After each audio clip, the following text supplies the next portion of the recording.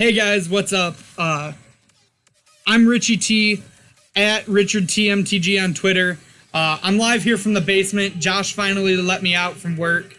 Figured I'd take this time to stream some with you guys. So how is everybody doing? So this is the deck I'm going to be streaming today. I'm streaming what we like to call Rakdos Burn because of this card here, Rakdos Machinations. It's a little spice that Josh found out. God, who knows where. But basically, the reason I decided this deck is I recently took 36th at a Classic with it, and Josh has been begging me forever to play this deck for him in a competitive event. Because, you know, he's always doing the business side of things at events. So, I finally decided to give it a try, and it was pretty good, so why not run it through a league for everyone? As you see here, we got pretty classic burn mana base, except it's only 18 lands. The reason we can support that is we're pretty light on, like, the 2-drops, which in Burn, you know, you have Boros Charm, Skullcrack, and Searing Blaze, and then also Lightning Helix. But we're cutting a lot of the 2-drops away and opting to play the black 1-drops that have been getting some more sights here and there in Modern as we've been seeing cards printed, but Josh has been doing it for quite a while. We got 10 fetches in the land base. You know, pretty common. We got to make sure we have our colors. We're on 3 Blood Crypt to support the black splash between the main and the side. But then we also have a couple basic mountains because nobody likes to get Pathed or Settle the Wreckage out of the game. Let's be real. A couple Stomping Grounds for the green cards. But the real spice is this one of Ramunap Ruins. I didn't think that that card would be good, but it actually in the Classic won me a game against Hardened Affinity, where he was going to Nature's Claim his own thing, and I was able to just kill him on the spot. Getting to the actual like cards of the deck, because everybody knows mana bases. The first card to stick out is Rakdos Machinations. So what this card does is it's 1 black, and it's an enchantment that basically does nothing when it enters. Now you're probably wondering, why is that good in Modern? Well, the reason is because it's basically this deck's version of a Lightning Helix. So anytime that you would lose life from, let's say, fetching, shocking, or even Ramunap Ruins, you'll get a trigger on this. And when you get a trigger, you get an energy. And at 2 energy, you can sack Rakdos Machination to have each opponent lose 3 life, and you also gain the amount of life lost this way. Well, unfortunately, this isn't Commander, so there's not going to be a lot of other players, but I still get a free Lightning Helix at the cost of only 1 black when I paid for it. So this also can just sit on the battlefield, so if you've like gone late game and you draw a second Rakdos, you could potentially have the energy, or you can just start doubling up on triggers, and then every damage you take is a free Lightning Helix at that point. The other black card in our main deck is Bump in the Night. This is essentially just an extra Lava Spike with Flashback, but the loss of life does get around Worship, which is pretty techy. Then we have our burn staples, you know, Lava Spike, Lightning Bolt. We have a 1 of Shard Volley, because the real big key to this deck, because we're trimming down on lands and lowering our mana base, we're really trying to kill our opponent as fast as possible, between turn 3 and 4. But we'd really prefer to be on the 3 side, which is possible with this deck. We have our 4 Eidolons, because, you know, combo haters. You got to be able to beat those combo decks, and Control just has a hard time with this card. 1 of Grim Lavamancer in the main, ups our creature count, which helps the Tarka's command, which we'll get to here in a minute. And it also is a really good late game engine when you're trying to get around like the Ensnaring Bridge, Chalice of the Void, decks like that in the format. We got 4 Goblin Guides because this little guy's a staple. Same with Swift Spear. 4 Rift Bolt. I played Rift Bolt currently because Skewer can be a little more awkward, and Rift Bolt's a little better in the early game in my opinion. Then we have 4 Tarka's commands. The reason I play this over Skullcrack is this card gives you the best, like, Goldfish hand. It lets you turn 3 kill a lot more because of the +1/+1, and it's basically, instead of just 4 damage, it's 6 damage with Swift Spear, which is unheard of at 2 mana. That's even better than Boros Charm. And then, of course, we got a couple Searing Blazes, because it's Bolt and removal in 1 card when we have a land drop. And you can hold fetches to make the land drop happen even more. No really new cards in this list, Rogue Goblin, but Josh and I have been tinkering around a little bit with like Light Up the Stage and Skewer. We're going to be trying those cards out at a later date. Moving on to the sideboard. We don't get white, so we don't get Path, unfortunately, which is better against the bigger threats. But Push works just fine against a lot of the smaller things in the format and will help us get through damage. Thoughtseize is great against combo and control. The 2 life is actually a combo with Gonti's Machinations, as it's a trigger for it. But this also is just hand disruption, good ways to get through combo, control, and anything that might give us a problem there. We still have a couple revelries for like the Leyline of the Void, or not Leyline of the Void, Leyline of Sanctities, or really any of those enchantments that we can't really get through. Rakdos Charm. This is Artifact Hate, which is great, Graveyard Hate, which is great, and it can also just win us the game sometimes. Especially with the new Vannifar deck that's been popping up, that last mode is actually a lot more prevalent than you would think. We have an extra Grim Lavamancer for when we need to grind or kill a lot of creatures. A couple Skullcracks for the life gain decks, that way we can board into 6 effects. This is something I've really enjoyed with playing a Tarkus Command, is getting to go up to the 6 full Skullcrack effects post-sideboard. One of Searing Blood, because it's a fine removal spell, but it's not that great. It's better than Core Firewalker in the mirror, in my opinion, because in the mirror, you really just want to try to race. And then 3 Tormod's Crypts because of all the graveyard decks that have been popping up. Before we get to our games, I want to take a moment to shout out a couple of us on Twitter and also shout out the store. Here we have myself. I'm at Richard T MTG. You can see my mug right there, background of my friend, shout out.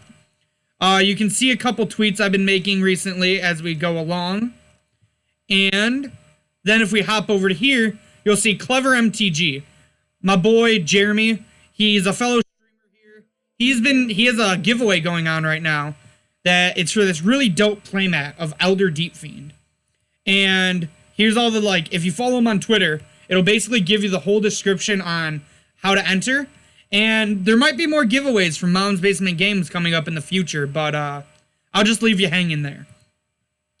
Here's the Mom's Basement Games official Twitter, if you want to check it out, that beautiful Guru Mountain, which, as you see if you check out my Twitter, I actually got to play with in the Classic. Josh's burn deck is something of gorgeous. Then, we also have the Mom's Basement Game TCG store. This is where if you would need any cards whatsoever, I recommend coming here. You can buy just about anything. We even sell basics. I scanned in some tokens recently, so maybe you can find some sweet tokens you're missing. It'll have some of our VODs, some of our tweets. There you see Clever MTG's giveaway again. And yeah, just check all that stuff out. Now we're gonna... But you've probably had enough of me talking, honestly. So let's go get into the, game, shall we? Alright.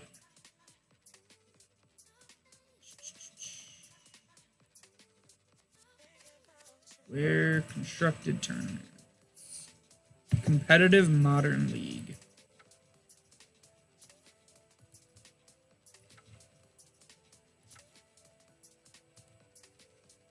Alright, let's get it. People aren't going to be hungry. We're going to be getting them.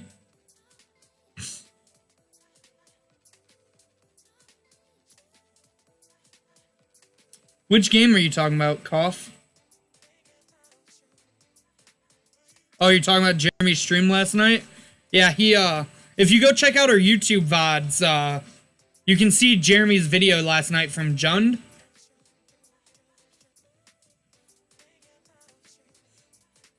No, you're not Tom Ross. I'm Tom Ross. Alright, there we go. We got the first victim of Rakdos Burn. Let's go. So how's everyone's day been? Mine's been pretty good. A little cold outside, but we're hoping to be heating it up with some burn. I don't know what Josh got going on with the settings here.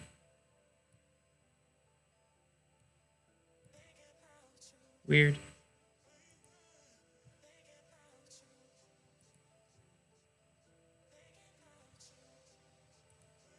Huh. I'm gonna try.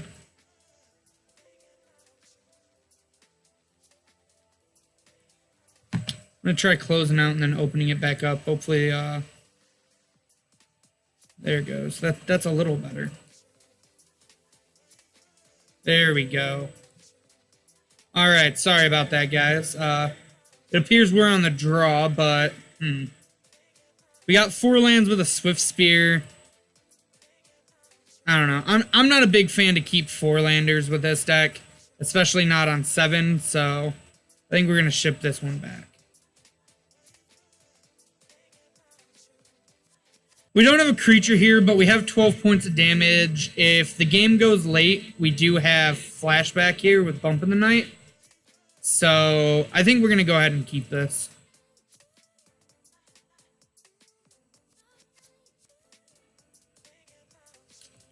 I would love a Swift Spear on top. Thank you. Uh-oh. Man, that's a sweet Urza's Tower. As most people know, Tron's one of my pet decks. So, but it notably has a bad burn matchup, so we'll see. We will see. Hopefully, we can bring the W back. Grow this box a little bit and get ourselves a Blood Crypt. Why, yes, I would love to pay 2 life. Get this here Swifty boy down. And let Taylor shake it off. Shake it off.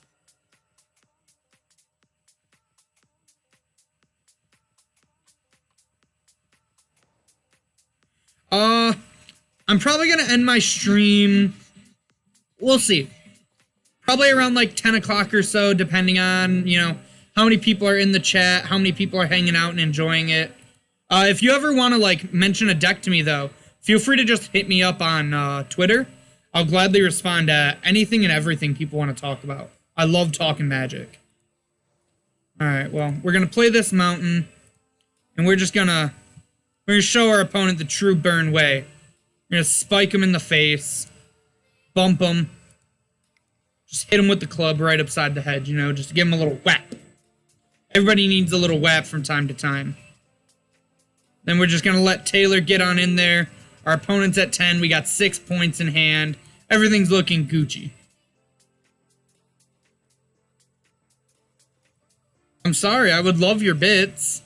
I've been bothering Josh to get that set up. I don't know why he doesn't. Apparently, Josh doesn't like free money. So that guy. Oh, this guy. We're facing me. Look at that. Natural Tron into Karn. Man, we call that the Richie special. What can I say? It's got to happen to me at the start of the stream, right?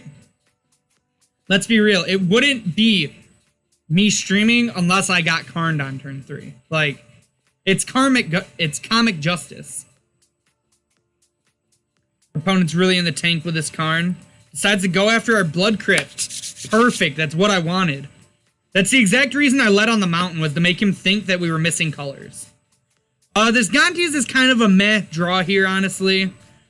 This is the one downside about the card, is it's not immediate damage, and we don't really have any way to deal damage to ourselves right now. But it is a free prowess trigger, so I think we're going to just go ahead and play that. I'm still trying to think if we take out the Karn or not. What do you guys think? I feel like we really don't want to lose another permanent, but the 3 damage could matter. So if we play that, Bolt, he's at 7, kill Karn. 4, it puts him to 4. Puts him to 2. To where 3, 4. This puts him dead to the bump, but we don't have another black source. But then if we draw any red spell off the top, we're good. And he doesn't get to take our Gonti then. So yeah. I think we're going to go face...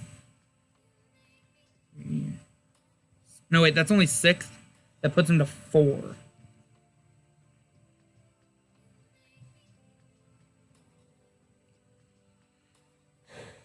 Yeah.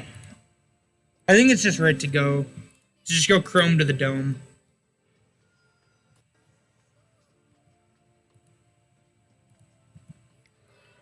Put him to 4, have Bump in hand, make him decide what's right. So got the Forest. 3 cards in hand. Karn ticks up, which gets our bump, unfortunately, but I'm fine with that. That's actually like the best case scenario, in my opinion. Except he did have the Ugin, you were right. Look at you. We're definitely not in a great spot. Like, you can kind of see the downside of when we drew that Gonti's there.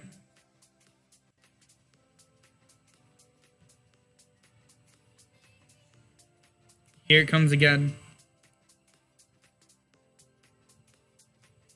Yeah, so this is one of the few matchups that it actually, like, hurts you to have a permanent sitting in play, because they do have so many ways to get rid of it. But I'm not sure if we'd be in much of a better spot if we had, say, any... Well, I guess a Boros Charm would have probably helped, but...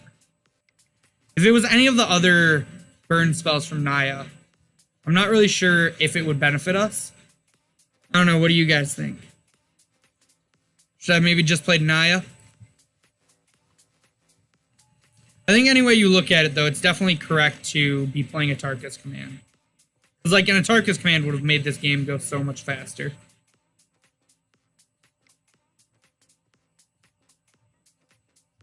Another scrying. He's just got a lot of lands in hand at this point, so...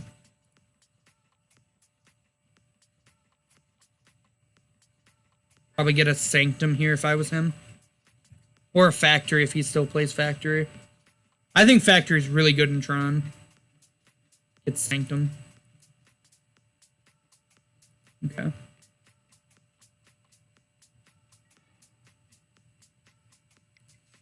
I mean, that sets something up. I think we're pretty dead. But... we'll keep trying.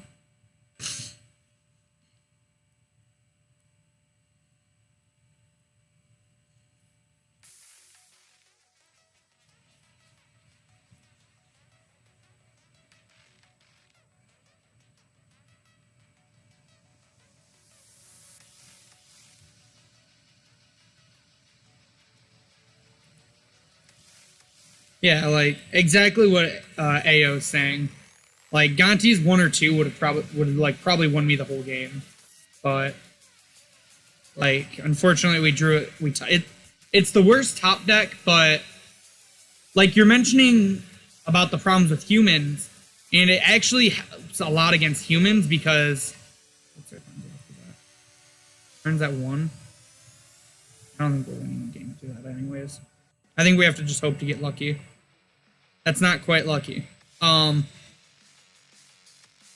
yeah, like, Gonti's really helps against the aggro decks like humans because, especially the Thalia decks, it gets around Thalia pretty easily because of it only being a 1-drop. You don't have to pay 3 mana for it. So our burn really only wants 3 mana at a time. Once you get to that 4th land drop, it gets kind of meh because you need a lump of spells to be able to win the game with. Yep, here you go, opponent. So we need, like, to rip land into Bolt here, or else we're in a good amount of trouble otherwise.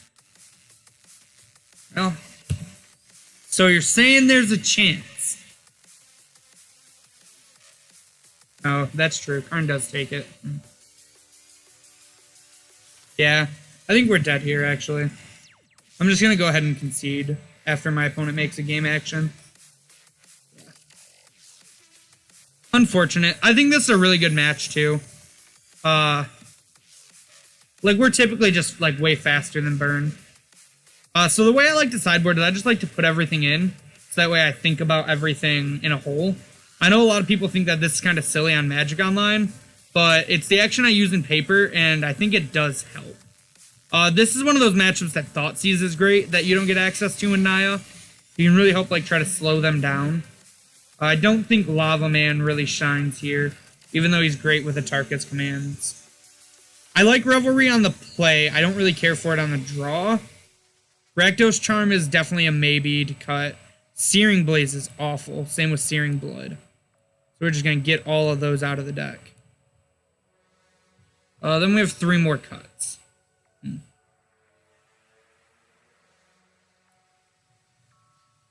I'm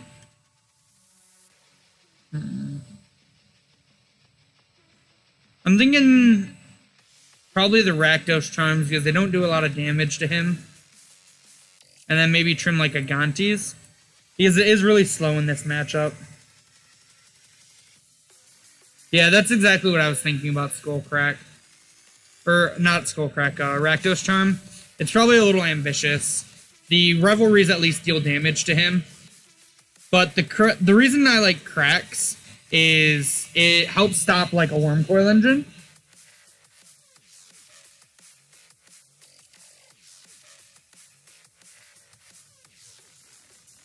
Yeah, so I think this is what we're gonna run with. Just try to be a lot more linear. Maybe we'll be able to get some more creatures with Atarka's commands, or you know, maybe land an early Eidolon would be great. So let's submit here. Maybe we'll be on the play too. Being on the draw against Tron is always really hard.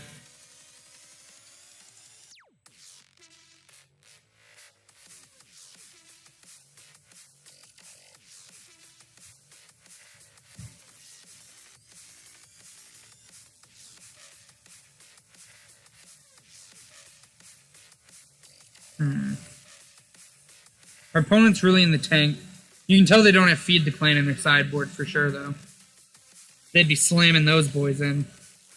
The joke on Feed the Clan is for, like, a long time, actually, I played Feed the Clan in the sideboard of my Tron deck because I was just so sick of losing to Burn. Ugh. So, like, it's easy to look at this hand and say Raminap Ruin sucks, but in most lists, this is just a third basic mountain, and I think it would still, like, be kind of making our hand sketchy. We do have the Goblin Guide, which is great, but not being able to cast half our spells kind of sucks. So, man. What do you guys think? I'm thinking we'd go to 6.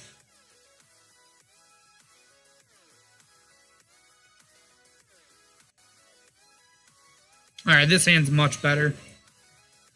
We got a Swift Spear, we can double burn spell Atarka's command. We're already at 1, 4, 5, 6, 7, 8, 9, 10, 11, 12, 13, 14.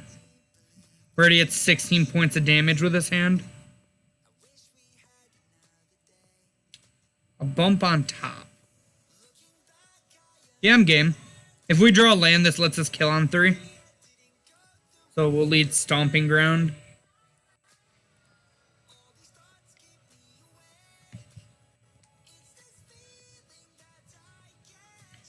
Go ahead and bop our opponent for 1. Just give him a little boop on the nose. Alright. Now we're going to fetch shot going to 17 here. Maybe our opponent's going to stifle us. Just like Spirit Guide into the new green stifle. That'd be dope. Get ourselves this Blood Crypt here. Give our opponent a little bit of a bump.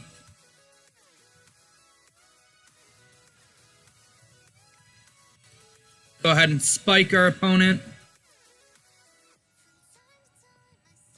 Then bop our opponent. Gotta take a drink of that high quality H2O. It's probably a Sylvan Scrying to guarantee Tron next turn. Hopefully we draw... Oh, Ancient Stirring. So there's a chance. Take a chance on me. Well, I assume there's not the third Tron piece unless he has it in hand like the true professional he is. Because the way he's like tanking on this, he's probably taking a threat. Or he's maybe thinking about like a Sanctum of Ugin. I'd be surprised if the third Tron piece gets revealed.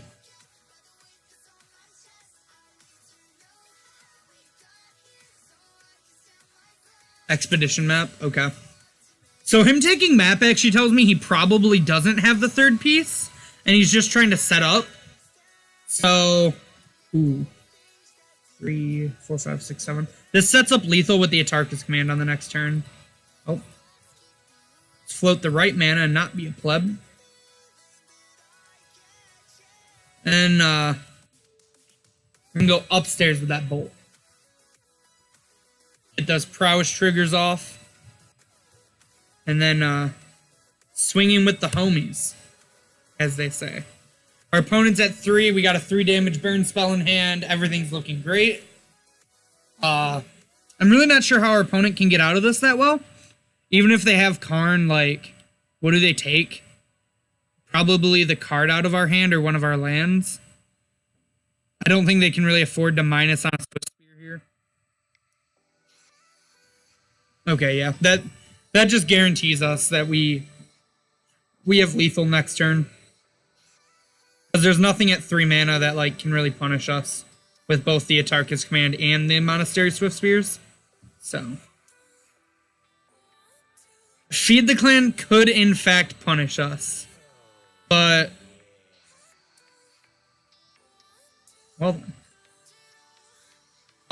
Feed the Clan could in fact punish us if he does it on his main phase. 8, 7, 6, 5. 4, 3. Wait, no, actually, Feed the Clan doesn't even get him out of it here. Because he goes to 8, he goes to 5 off the Atarka's Command, and the Swift Spears are 3s because of Prowess and Atarka's. So that's 9 damage. GG's opponent. Well, I think, ooh, I don't even have to show him Atarka's Command, actually. I'm down for not showing him Atarka's Command. Revelry is probably like the thing he thinks is obvious that we're playing the green for. The Atarka's Command's probably a little less obvious in my opinion. Alright, so we're on the draw now. I'm not really sure about these Revelries on the draw, but I really don't know if we have anything better. What do you guys think? Like, we're not going to be able to get a map with it, but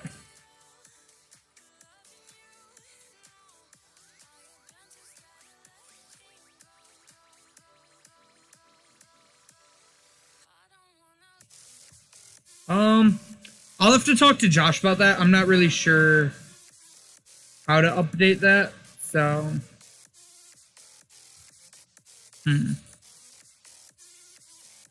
Thank you for the tip, though.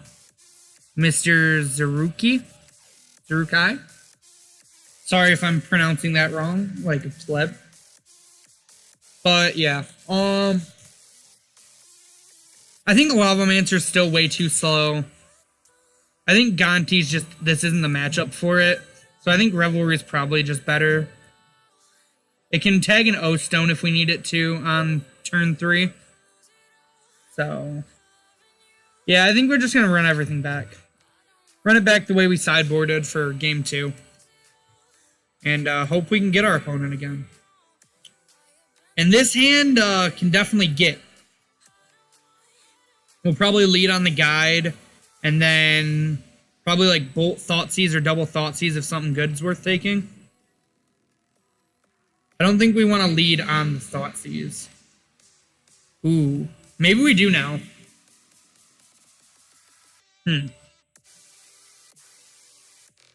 So with the Eidolon draw,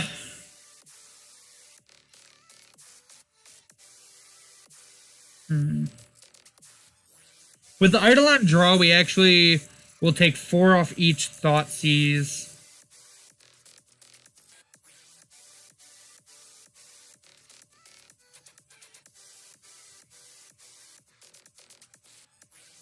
We can try to tag something to take the Eidolon. I think it's still probably right to lead on Goblin Guide, though. Well, then we're not Thoughtseizing next turn. And that goes into Tron. I'm actually going to lead on Thoughtseize.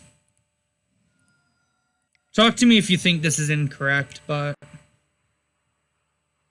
Warping Whale, Ballista, 2 Tron pieces, Forest. That's a hand.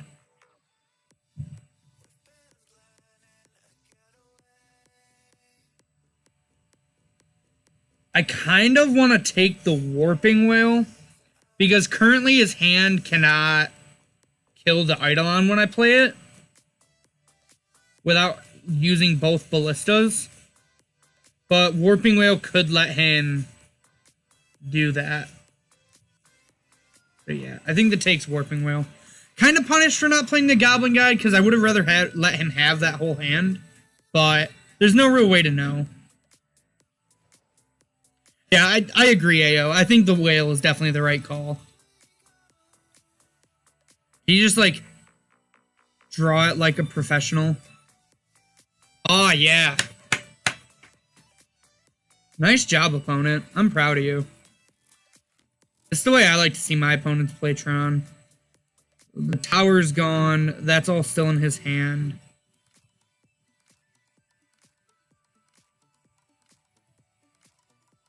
Alright. So now I know he has both those ballistas in Tron, unfortunately. And there's not much we can do. But I don't think the Eidolon's gonna do a whole lot here. So I almost want to go Guide Thoughtseize here. We hit for 2. We can take away a ballista or whatever's the most scary in his hand.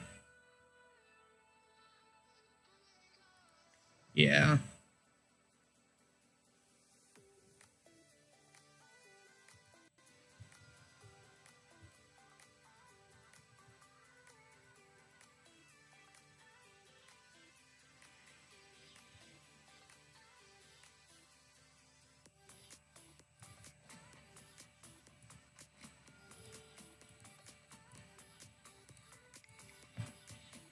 Maybe Tron has a better burn matchup than I've ever known. I think it's probably just a ballista. Like, the map doesn't do a whole lot. Well, he plays map next turn.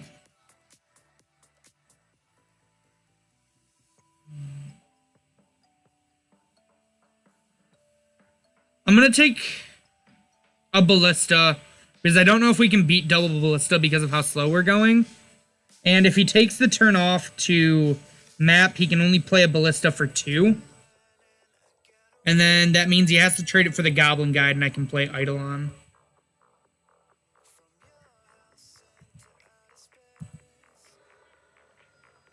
Okay, so I drew a sphere.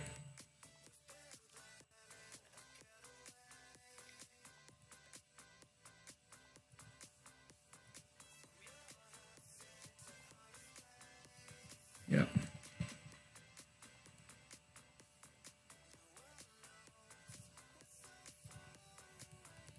He still has the map. I just accidentally clicked it out. It's probably what he's playing here. Or it could be it's a ballista for 3. Okay. Oh. Or it is one Worm Daddy. Man, this guy's top of the deck has made me jealous.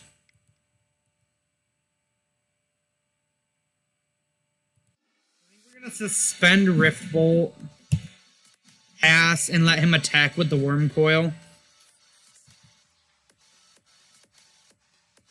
Because then we can Skull Crack. I'm not gonna lie, we're pretty unlikely to win this game.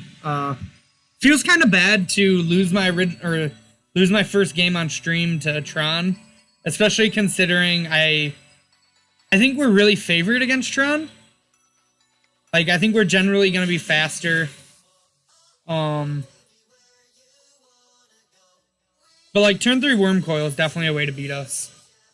And through double Thoughtseize too, which is like the super impressive thing.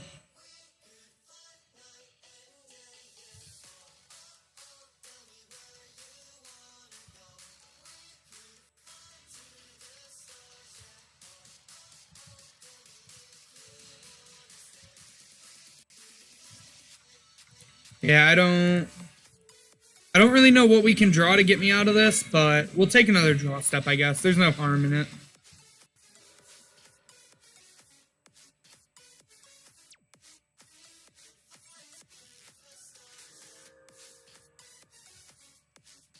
Three, 6.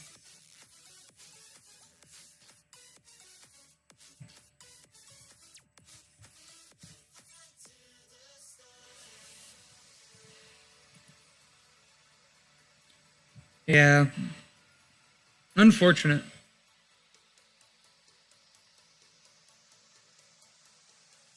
If 9, 6. Yeah. That was a pretty unfortunate loss, but they happen. GG's opponent. Oh well. We'll get him in the next one. Let's queue up for the next game. You know, when you get knocked down, sometimes you just got to get back up again. You know, they're never going to keep you down.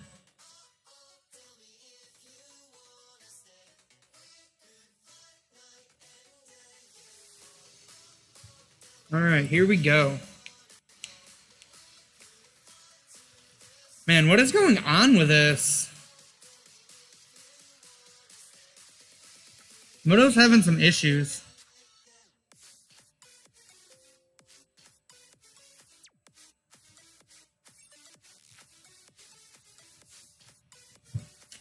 I would like to play first, in fact.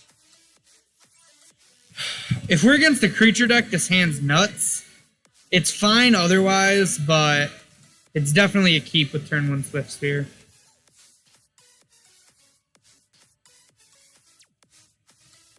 Opponent mold to 6, 5 even. Probably something like Dredge then?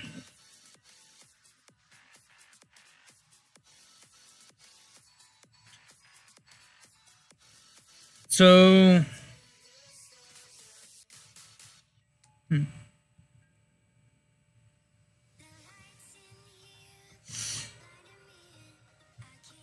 I agree, AO. This hand is easy clap. Let's get it. Hopefully our opponent just like... Alright.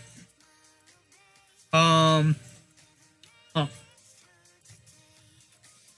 So this is kind of tough. We don't really know what our opponent's on, but we know they mulliganed really low. So... Part of me kind of... I don't want to bring in the Tormods, because if they're not a graveyard deck, that feels kind of bad. But I feel like the Rakdos Charms are pretty safe.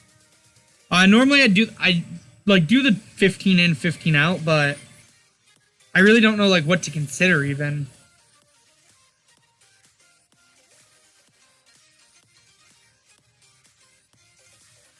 Huh. Yeah. I think I'm going to bring in the Rakdos Charms in the dark there. No, we're weird. I lied. We're going to do this. This just, like, makes my brain easier. Call me weird. I'm not bringing in Push in the dark. Not bringing in Seize in the dark. I think Revelry's a little steep for the dark. Searing Blood. And this is where we're at, like 5 cards. I don't think we need the extra Lavamancer in the dark. We probably just don't want Lavamancer actually in the dark. Like, I feel pretty comfortable cutting that. Shard Valley's kind of a flex slot. So I could see cutting a Shard Valley here. And then we got 2 more cards to consider. Because I think the Cracks and Charms are fine on 0 info. Maybe we just, like, trim 2 bumps. Because then we can, like, fetch less. What do you guys think about that? What's your guys' thoughts to going down 2 bumps, a Lavamancer, and a Shard Valley? I actually could even buy wanting the Shard Valley and boarding out a bump. Just running something like this. You know, small hedges based off the fact that our opponent mulliganed low, but not hedging a super big amount because we don't really know anything. Rakdos Charm in the blind can, if it is a graveyard deck, which I kind of think it is, it lets us exile their graveyard. In worst case, it can do a couple damage if they have a creature. I assume it will be almost as good, if not better than Grim Lavamancer in the dark. But, like, I obviously wouldn't start this card in the main because it's not as linear as Grim Lavamancer. So, I think this is what we're going to do.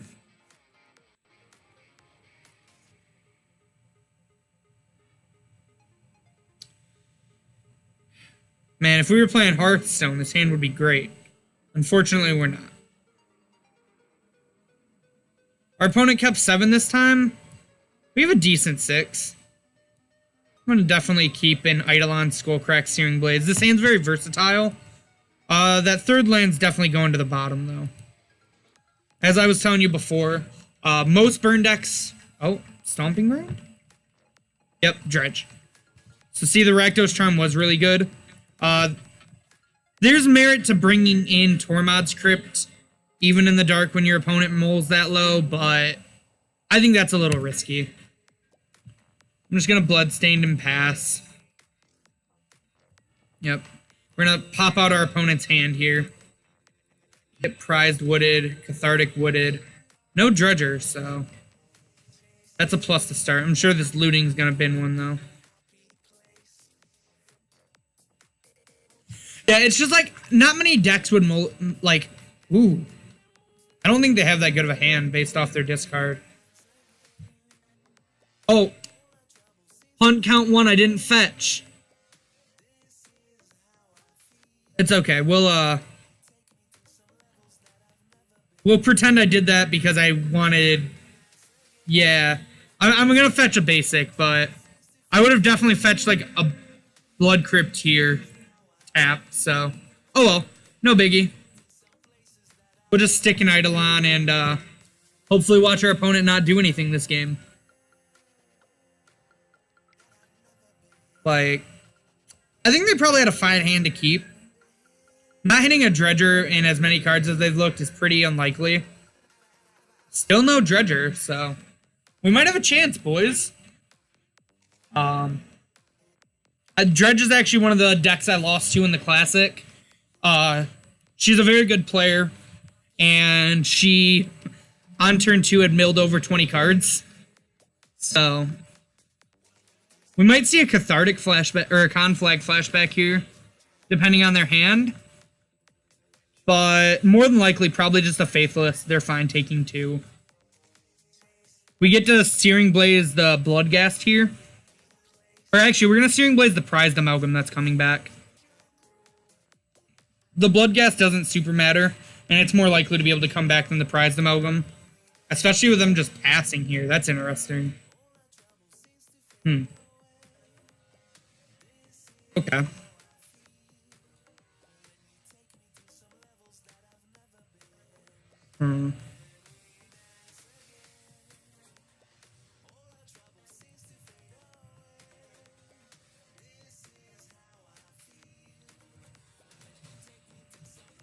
I think I don't want to shock here. Because I want to stay high for the Bloodghasts. She'll have 5 in hand. Or they'll have 5 in hand. Yeah, I think I'm not going to shock here. We're just going to Searing Blaze this Prized Amalgam because there's no way to get it back right now.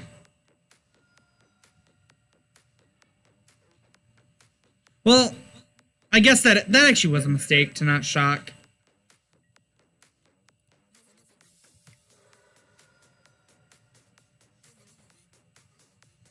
Because my opponent can just attack and then Conflag me. Okay, then. Oh, that's pretty annoying.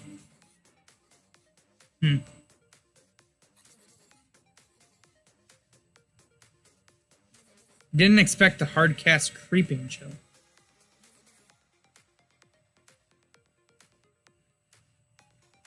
They're at 3 cards in hand. They're not doing anything, though?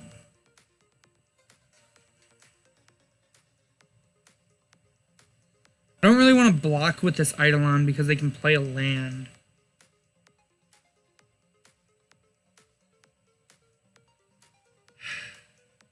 Man, that's awkward. Trying to figure out if there's any way we can race and what the best way is. I really don't think we can afford to play another Eidolon.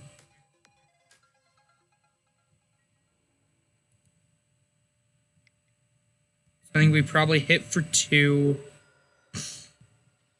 And then just spike?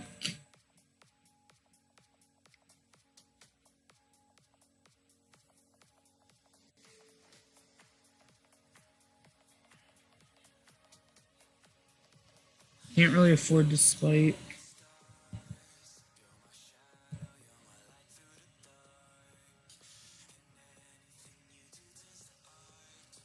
Yeah, this is a really awkward matchup.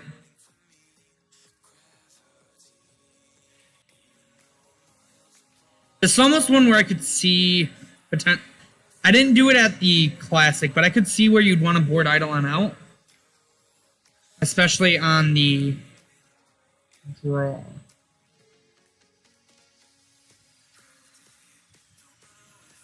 So that puts us to 3, 3, 6.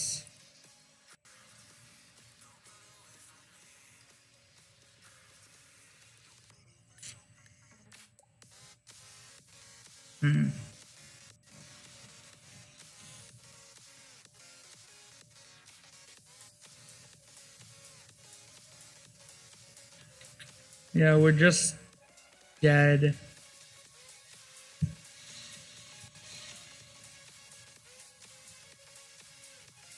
Maybe they attack before conflagrating, and that's our chance to win. No. Huh, weird game. Creeping Chill really put this matchup in Dredge's favor, in my opinion. Okay. Now that we actually know what's going on. Pushes aren't great. Thought Seizes aren't great. I think Lavamancer's too slow. Revelry's obviously not good. Rakdos Charm is. Searing Blood I don't like, but I like Searing Blaze because it can kill Prized Amalgam. I like the Skullcracks for the Creeping Chills. I think I just like take out some bumps and spikes. Try to be more of like a control deck. What do you guys think of this? I'm pretty sure I did close to this in the Classic. We just like try to control the board, and then like an Eidolon on 2 is actually good against Dredge. Because they do want to cast spells, unlike Legacy. And we have a lot of pressure this way early game, but also removal. So, like, if we can remove, like, a Prized Amalgam and then hit with Rakdos Charm and Tormod's Crypt.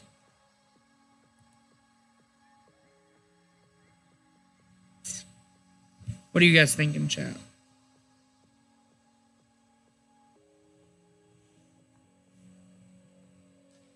I think the 6 is just, like, impossible to get to with this. And, like, we're going to fetch black early, but it gives us less likelihood that we need it turn 1. So, yeah, I think this is how I'm going to board. What do you guys think about the Eidolon? That's the card I'm mainly, like, debating on. Like, I could see not wanting Eidolon and bringing in, like, 2 spikes and 2 bumps. But I think Eidolon's just, like, a fine pressure, especially on the play. Alright, I would love to be on the play. So this hand doesn't have Graveyard Hate, but I think this hand might be able to race. Like, 2, 4, 6, 7.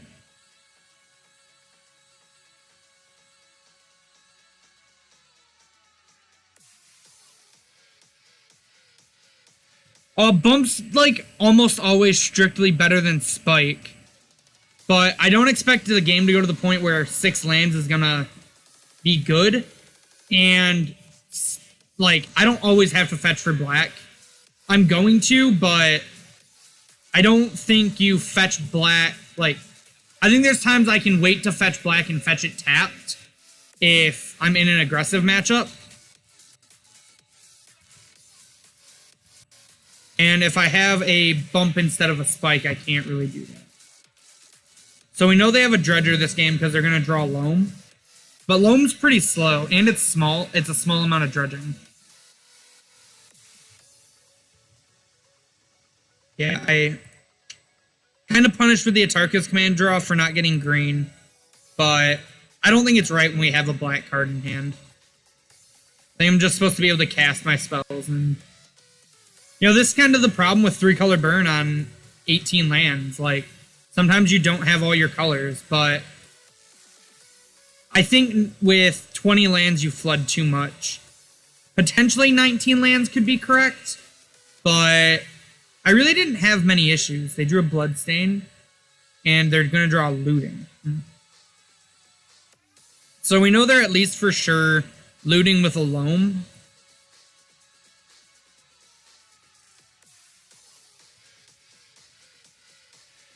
What are they doing? Lightning Axe pitching Conflict. Okay. That definitely throws a loop into things.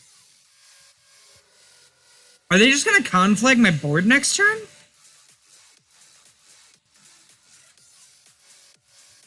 I think they're just going to Conflag everything here. Because otherwise they would have just discarded Loam, right? So I think they're going to discard their hand to get rid of all of my creatures. Yeah, that's what's happening. Smart play on our opponent's part, for sure.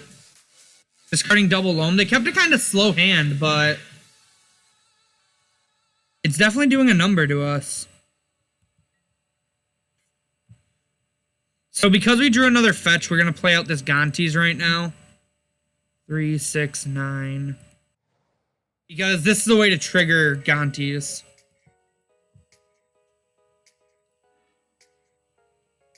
They hit a Narcomoeba and a Bloodghast. Nope, that's a Stinkweed Imp. Okay. And they have a Looting in hand, so they're going to get to dredge a lot here. Yeah, it's not looking great. But they did just hit a lot of early Narcomoebas. They're getting double Amalgam back. Jeez.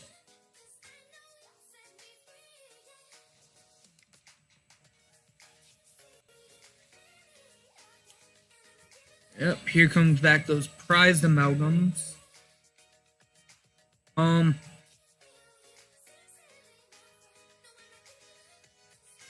gonna fetch here because I can trigger the Gontes on my turn with Ramunap if I need to.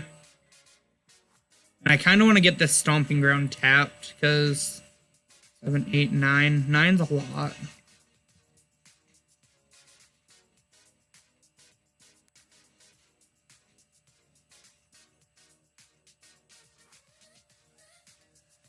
So we have 3, 6, 9, 12.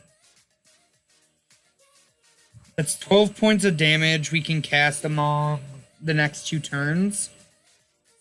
So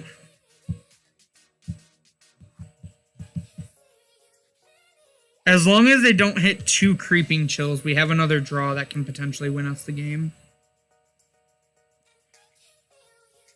3, 6, 9, 10, 11, 12, 3, 6, 7, 8, 9, 10, 11, 12. Yeah.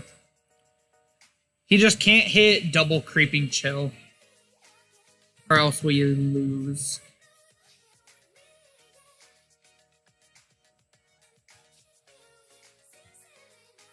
It's been some pretty unfortunate games, but we're chilling. We still have a chance with this one, so. Gontes actually gains us 3, too, so. We're not dead to double Creeping Chill. We're dead to... Yeah, I actually just realized that. Yeah, I'm definitely holding Atarka's command for Chill, or until my opponent's end step. Whichever comes first, but... I did just realize we're not dead to double Creeping Chill because of Gonti's. Good catch, though. Maybe our opponent's cat spilt their drink, or... I'm not really sure what they can be tanking so hard here for. Maybe think about... No. They have a stinkweed in yard, so yeah, I'm not really sure what they're thinking about. Maybe they had to go get some pizza rolls out of the oven or something. How's everyone in chat doing, though? Any interesting stories? Any fun magic tales? We got the head back here, like always.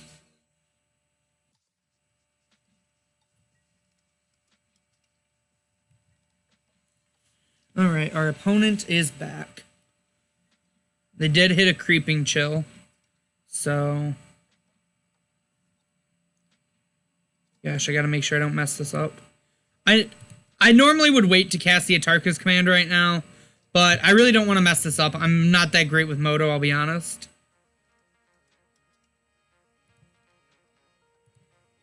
Bam. Bam.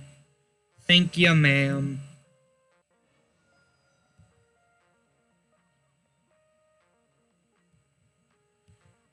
I'd try to wait for, like, them to hit some extra Creeping Chills, but I really don't think we can afford to wait.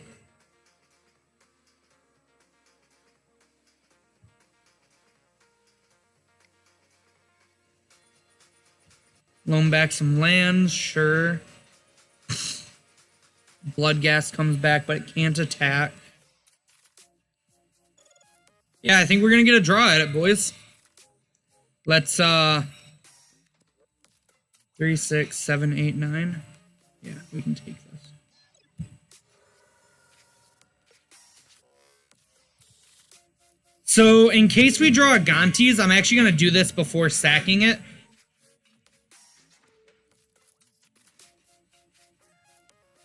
Oh, wait. That didn't matter.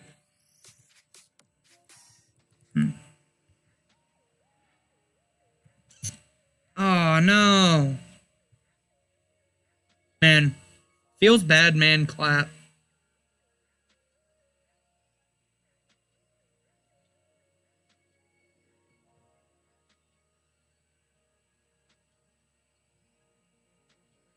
Yeah.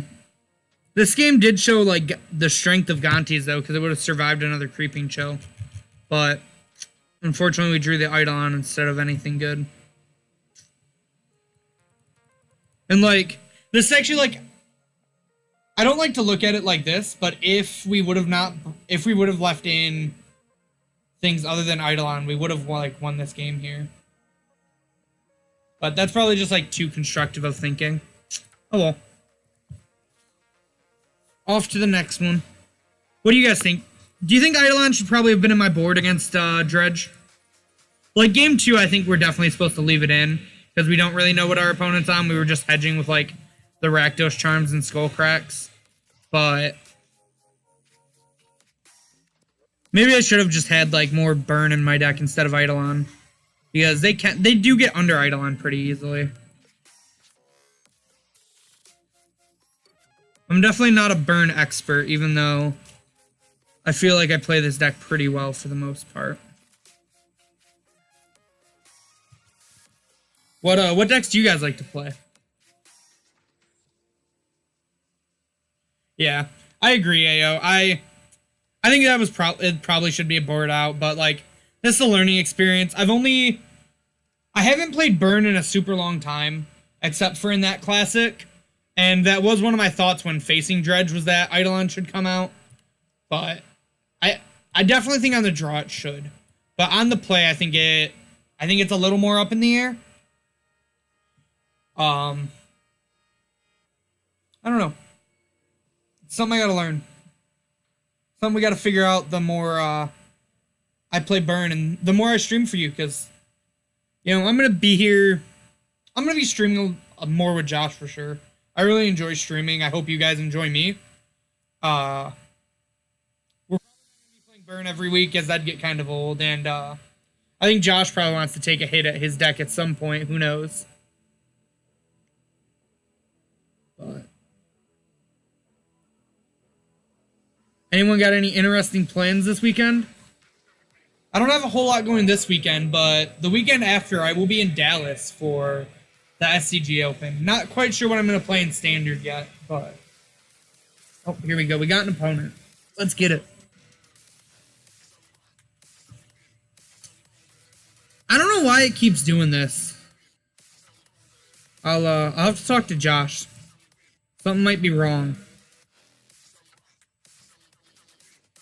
Yeah, it's fine now.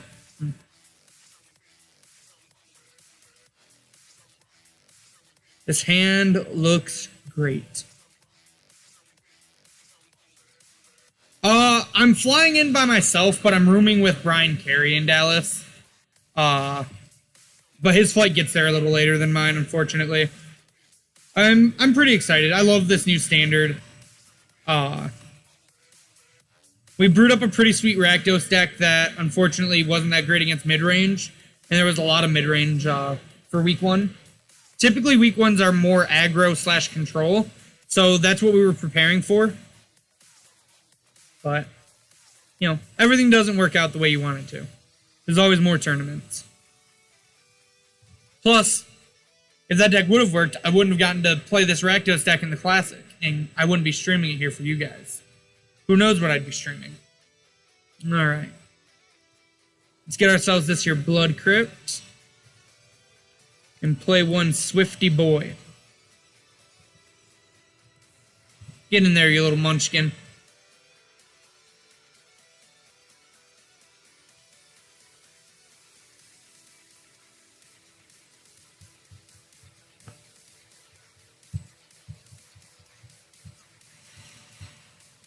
Colonnade tapped. All right. Ooh, and we drew the Eidolon. Let's go.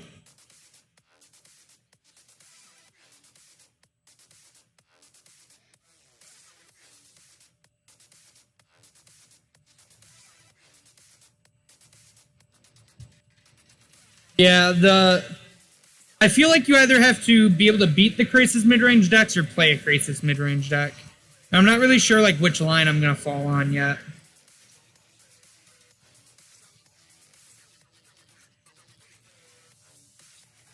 What are you guys playing? If any of you guys are playing Standard in chat, what are you guys playing right now? I've been playing a little bit of the Mono Red Steam Can Phoenix deck on Arena, and it's been pretty fun, but I don't know if it's quite consistent enough for me to take it to an open or not.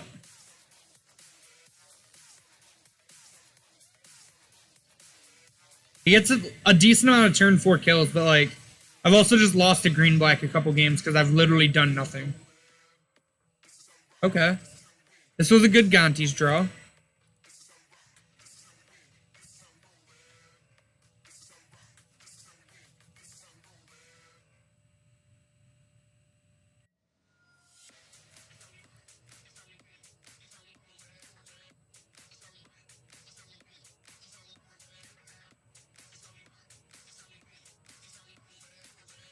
Our opponent's really in the tank. I wonder about what.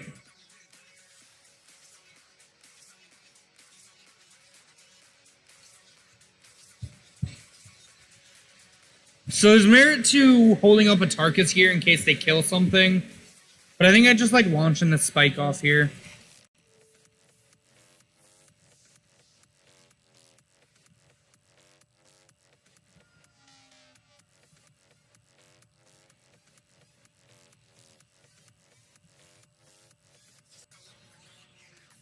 Like, if they want to kill anything, we're gonna get a trigger off Eidolon, so...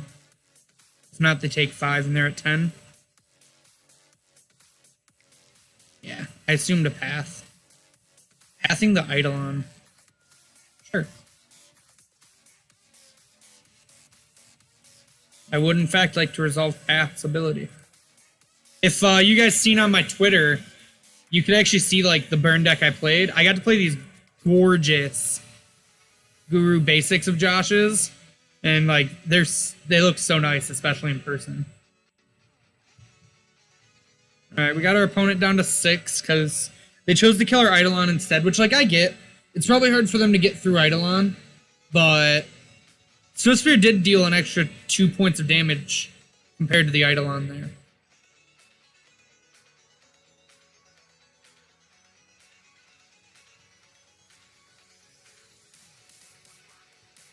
Our opponent's at 6. And we have the the combo of Raminep Ruins and Gonti's Machinations in play. Haha, our opponent chose not to kill it. You fool.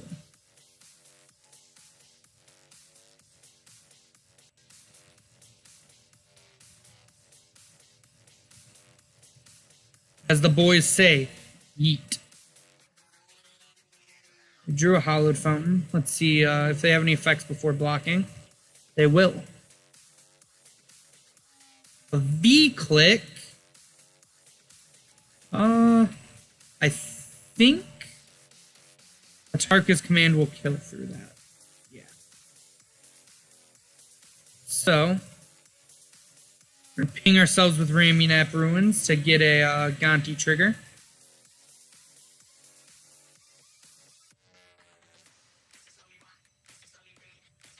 Then we're gonna deal 3 damage to each opponent, and creatures I control get +1/+1. Now we should have 2 lethal attackers. Click can only block 1. Skadoosh. So like this matchup, you really seen where like Gonti's is good, because like it was gonna be 3 more damage, but it was also just like a really early prowess trigger for Swift Spear. Skewer would have probably been fine there, which is like notable, but I definitely think Rakdos is the way to go with Burn currently over like Naya / Red White. I don't think the pushes are great in this matchup. Thoughtseize seems good. Lava Man seems good. Shard Volley feels bad to get countered, so I don't think it's right. Revelry and Rakdos Charm seem kind of bad. All of this creature removal seems bad, even though we've seen Click. Like, I think our bolts can kill Click just fine. But that does put us at 60 with 2 Skull Cracks, which I don't think is terrible.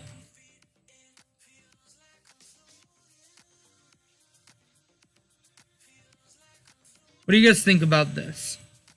We're 60 cards, we have 6 Skull Crack effects, which are good in case they have something along the lines of like Timely, or any odd way to gain life like that. We don't have a lot of like efficient creature removal, but we can always point like a lightning bolt at it, or we can always like Atarka's command to get it, or Rift Bolt it. So I think that's probably what we're gonna run. Just try to be more linear and try to be a little bit more faster, but also have less dead cards.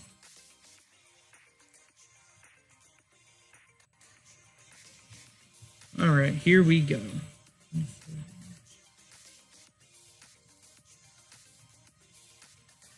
Alright. Ooh, this hand's only a 1-lander.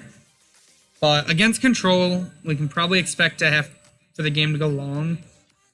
And we have an Eidolon, we have an Atarka's, and then we have 12 points of actual burn. Or 15 points of actual burn in our hand. So, I think this is a fine keep. I could see the risk of keeping a 1-lander with only 18 lands, and we'll only have 15 in our deck after we fetch, but I think it's worth it. Or we can just draw it like a professional. You know what they say, better lucky than good. So we're going to shock here. I don't really want to show him the bump right away, so I'm just going to spike him. The longer bumps in the yard, the more the flashback can become noticed by the opponent. So I'd rather cast a spike and they just don't think much about it. Here I think it's a pretty easy get a stomping ground, slam an Eidolon. 6, 9, 10, 11, 12. We have 15 points of burn in our hand currently, not counting flashback.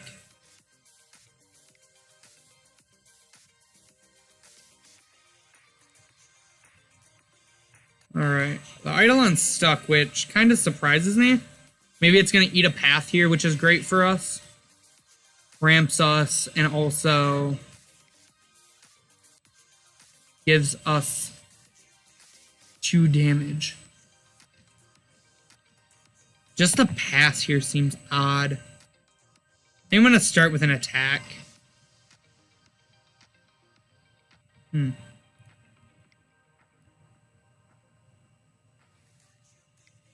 So it's just like a naked Snapcaster Mage. Celestial Purge. Alright, taps him out, puts him to 14. I'm game. I'm just going to go ahead and suspend a Rift Bolt. And then I'm going to bump him now because I just don't want to get taken off black mana here. So we have enough lethal burn in our hand to eventually kill him. So now we can just kind of play our game. Not cast our instants until they make a move. But our sorceries are pretty fine to cast.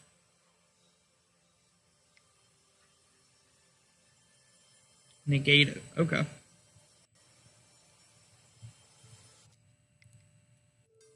So with the negate, I'm probably just going to spike him twice.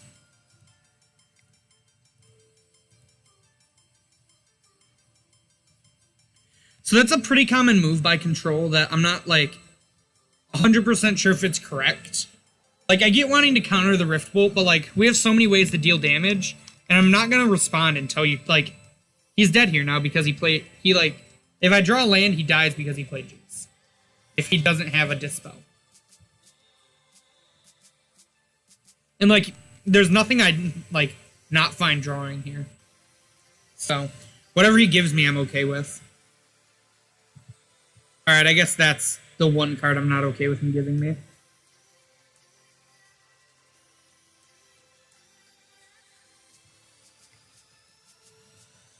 Oh, lol. I think I'm still going to Gonti Bolt. Because if I draw Fetches or Ramunap, I can get this Gonti going. And this Bolt makes it to where he's dead to either spell in my hand resolving. Ugh, he had the Dispel too. Okay, that's fine. He's down to 2 cards in hand. He Fate Sealed me there, which might just be like wanting to get the Jace to 5. But I think we're going to be good. His hand was very good against us here. But I think we might still be able to come out on top.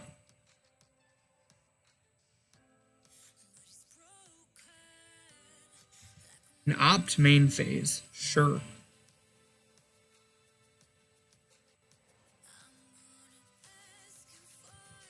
Alright, well. There's our fetch for Gonti. He didn't go any lower, so I'm not going to cast the spell until his turn. I just really am trying to get bait my opponent to make a move. Unfortunately, he has this Jace, so he doesn't have to do too much. We just have to try to kill him before the Jace ults.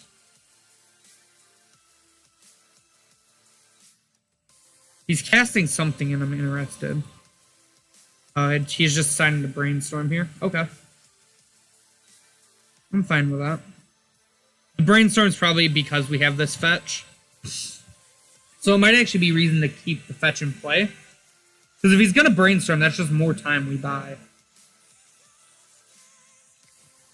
Okay. Perfect. He tapped out for a Lyra. Alright. We're going to... We're going to fetch Shock here now. Because if he gets the hit with the Lyra, we're not going to win.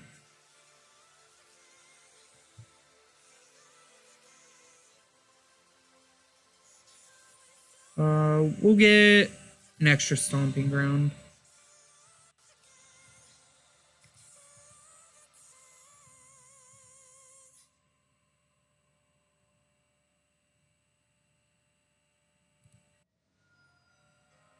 He's F6'd? Okay.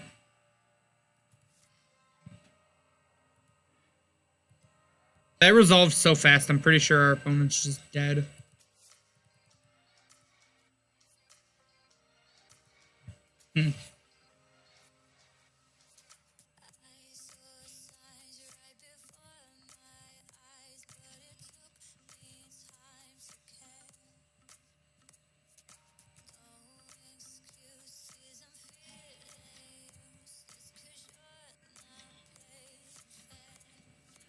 So it's unfortunate that if he has a counterspell, we probably lose. But I'm going to play to the out that he's just dead. Okay. Oh, okay. I thought he didn't block for a second. Alright, here's the hoping.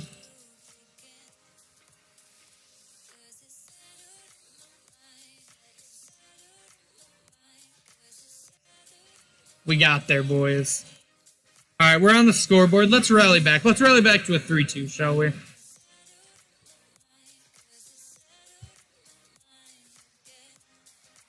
Alright. So yeah, the Ganti seems fine. Like, it really felt good in the Open, or in the Classic. So, I don't think the card's as bad as everyone thinks it is.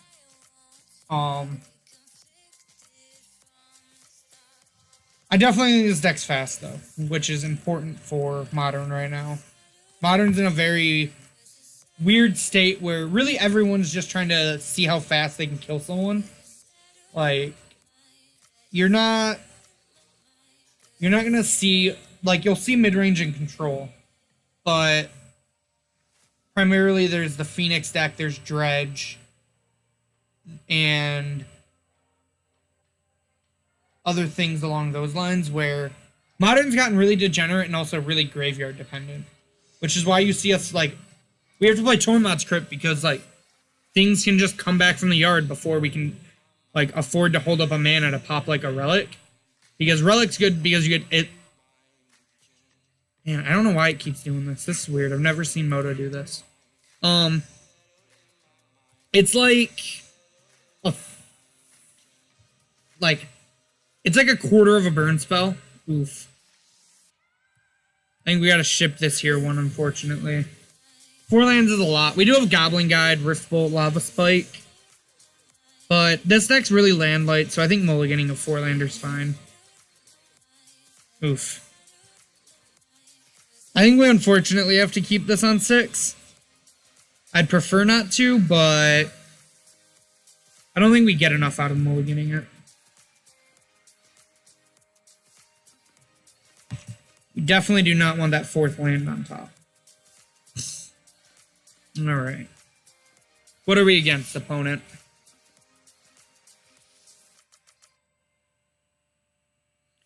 Hopefully this is a match. Good, because that's... Ooh, it's humans. Humans or spirits. Both cases, Ganti is a good card. We'd really like a turn 1 creature off the top.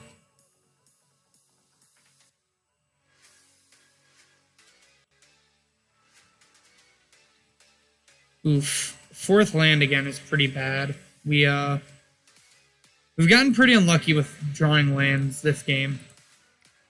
So, we'll see how everything goes. We'll just play out of Gantis and pass. I'm sure our opponent had to read that card. Most people do.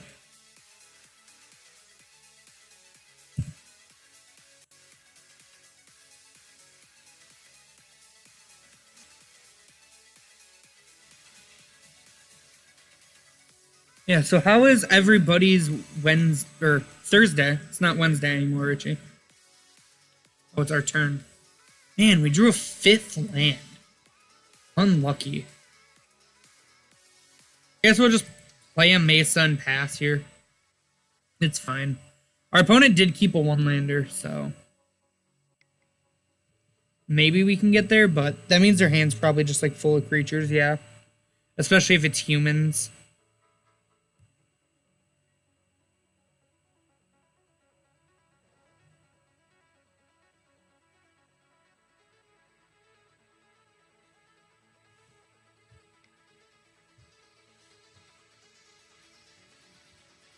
Thalia.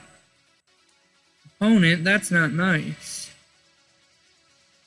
Alright, I unfortunately think this Bolt has to go at the Thalia. Because Thalia is going to make, like, this game really annoying for us. Which also stinks, because I think we have to fetch a basic mountain then.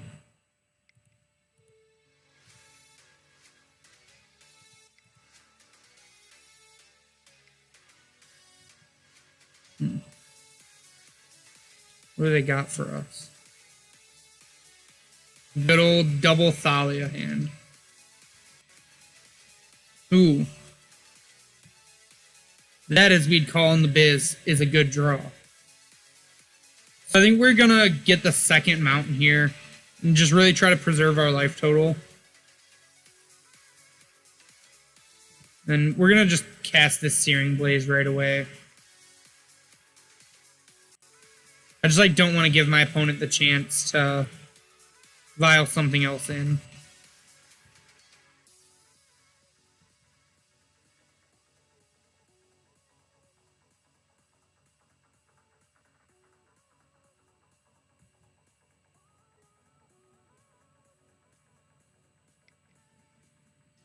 Yeah, I actually, we played in a team, really.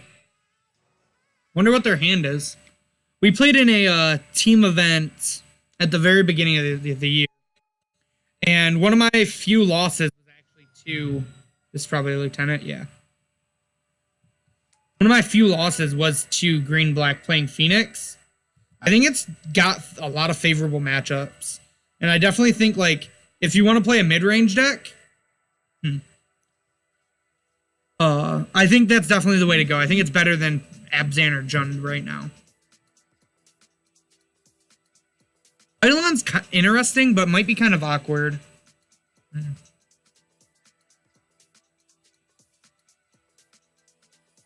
I think we're unfortunately at a point where we kind of just have to play our spells and hope. Maybe we'll get them to cast something in. Because we also don't necessarily have to sack this fetch. We can always just sacrifice the fetch to the Shard Volley. As opposed to getting a land with it. But we might just sack a mountain and get a Stomping Ground off it. Depending on what we have to do.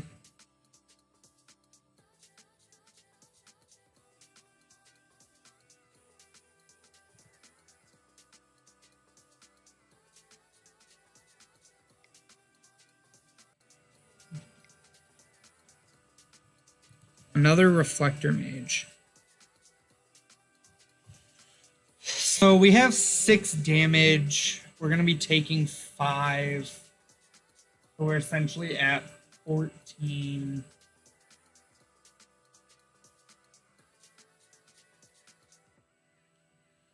I guess we can let this happen while I try to figure out if we Shard Volley this Eidolon or this Thalia's Lieutenant.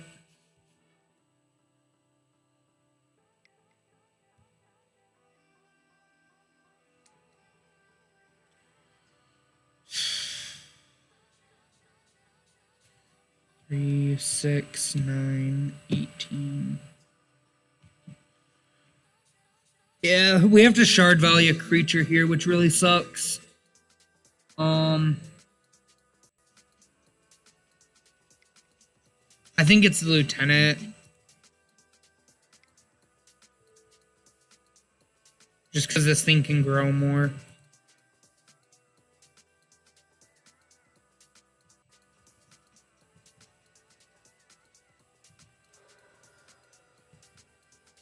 This just buys us more time, this play.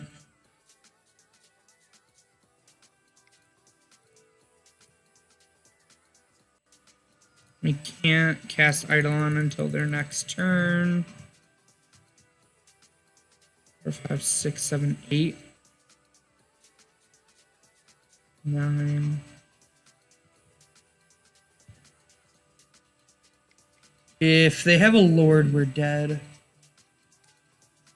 3, 6, 7, 8, 9, 10, 11. That does not kill us. Because I can do this.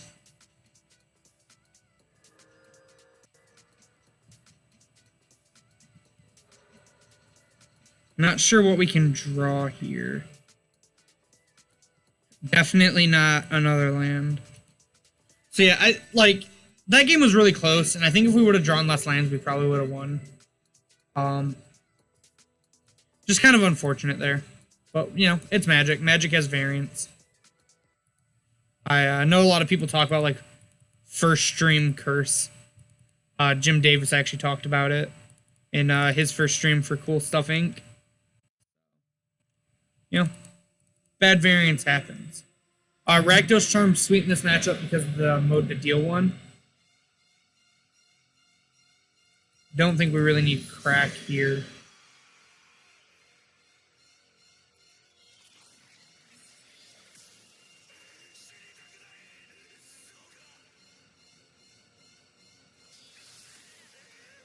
Then I think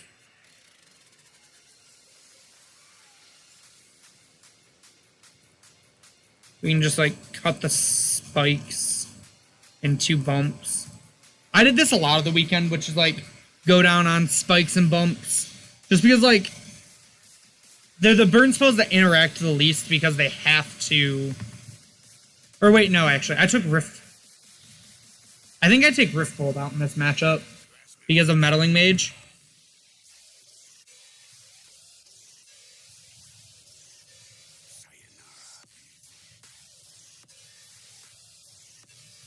I think I do this. I just don't want to give him an easy Meddling Mage target. And like it feels bad if they Meddling Mage Rift Bolt while it's on the stack.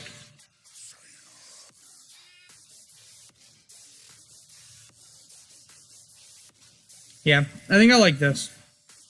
Maybe we actually go 3 and 3 on this just to hedge against Meddling Mage naming it. What do you think, chat? What are your thoughts on the way I sideboard here?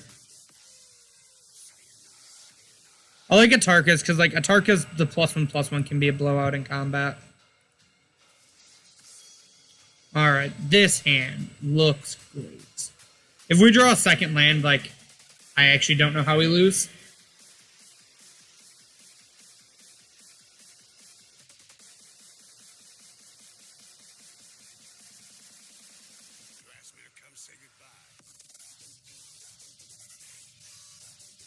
So have you guys been experimenting at all in Modern with anything from Ravnica Allegiance? I know a lot of people are talking about a lot of cards for Modern from this set. Between like Vanifar, Light Up the Stage, Skewer, Growth Spiral. I'm actually going to get a Stomping Ground here because of the Atarka's command. We don't have anything we need black for, and if we draw a mountain, it still lets us cast the Tarkas.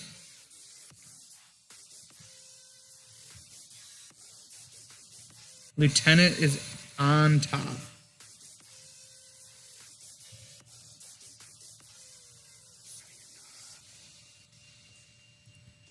Champion of the Parish. Land would be good for that one. Of course, don't fetch black, immediately punished by drawing Bump in the Night. No. We can just try to get in there. Maybe we can race this. If they don't have double spell, this can kill it if we draw land next turn, but... You know, this is kind of the risk with only 18 lands. I think if we draw a second land, I think we're pretty likely to win this game. Oof. Thalia feels super bad. Man. Yeah, we're pretty, we're in a pretty bad spot for not having that second land. Which is, like, kind of the awkward thing.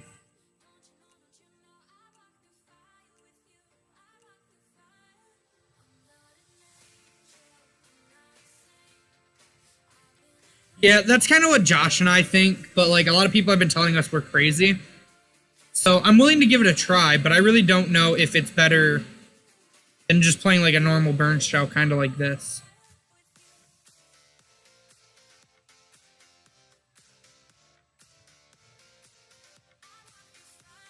So I think we have to get Blood Crypt, Blood Crypt with this. As bad as it feels to fetch Shock. We can always double block the champion later. I don't think we're really attacking here because I really don't want to trade, like, just let Thalia eat a Goblin Guide. That'd feel pretty bad. If we draw a land next turn, we can cast one of our 2-drops, which can help us, like, get rid of this Thalia.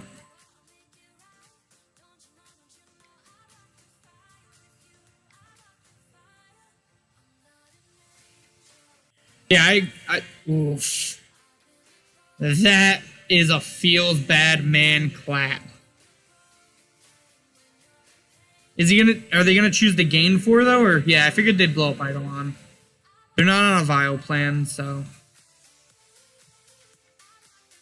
All right, that was a good draw. That keeps us. That at least keeps us in the game.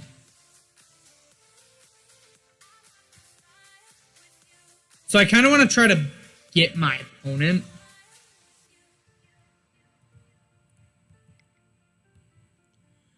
I'm going to try to get him with the Atarkus commands. Oof. That feels real bad.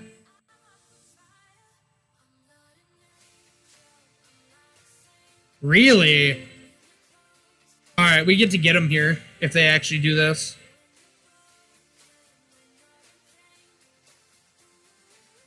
Yeah. I think it's very... I think the Thalia block's fine because it does force something.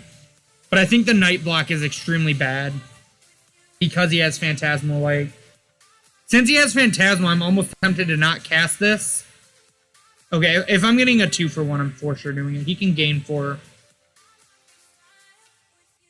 Yeah, I think I have to take the 2-for-1 here. Like, I let him gain 4, but that's fine. They're just 2-1s, and I can kill one of them with Searing Blood.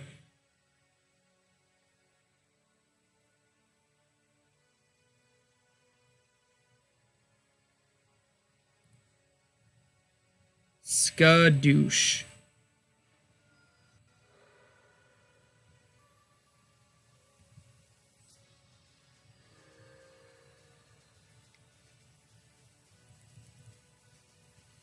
We can't hit the Phantasmal here, though, because Searing Blood wouldn't work.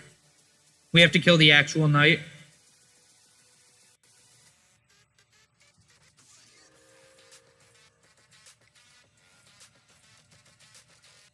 And another 1-drop.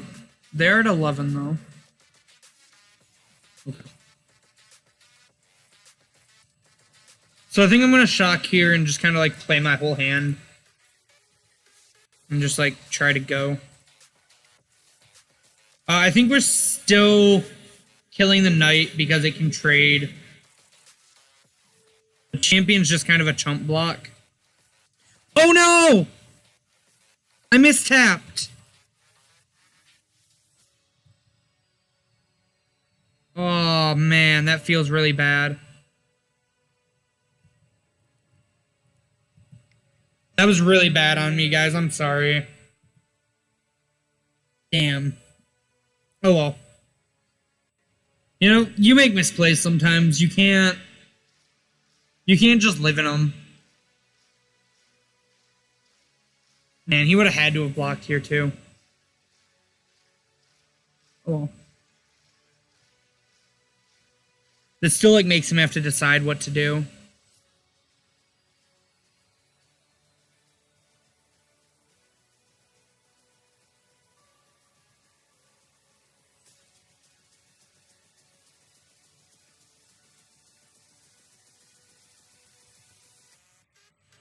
I think Temur Escape Shift might be real, but I'm not sure. I think some form of... Is this just another Phantasmal? Oh my god. I'm so punished for the last play. God, that feels so bad.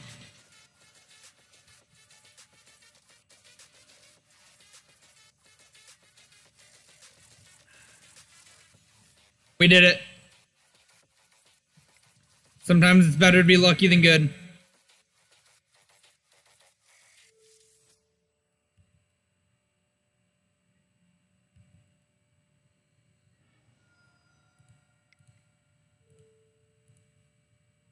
Bump the opponent, and then they're dead. Alright, even through all those misplays, we still get there.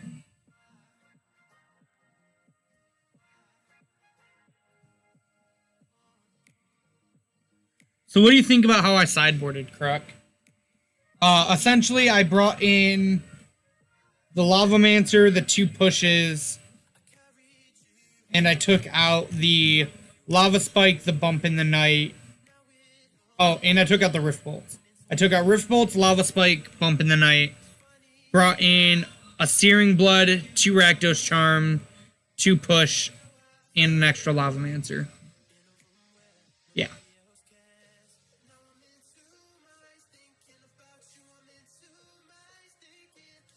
I could see Eidolon being bad on the draw, but I think we're probably the more aggressive deck.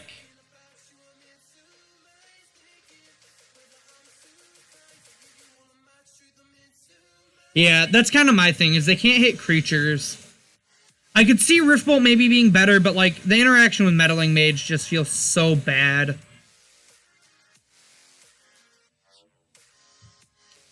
Do we actually want Crack since we've seen...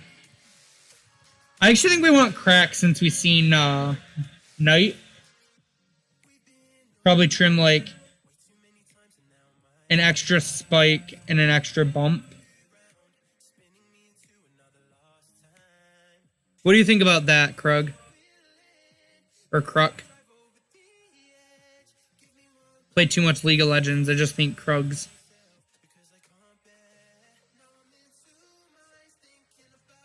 Yeah.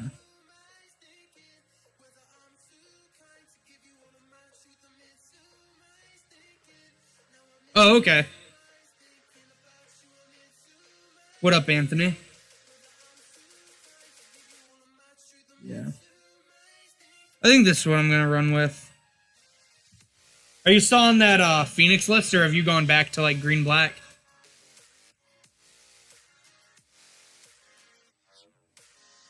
Yeah, I mean, that's, like, the problem, is they have a lot of creatures. We have our best card in this matchup in Lavamancer, though. Yeah, I'm definitely keeping this hand.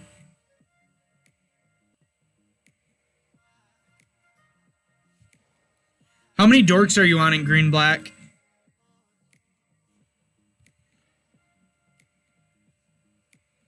Are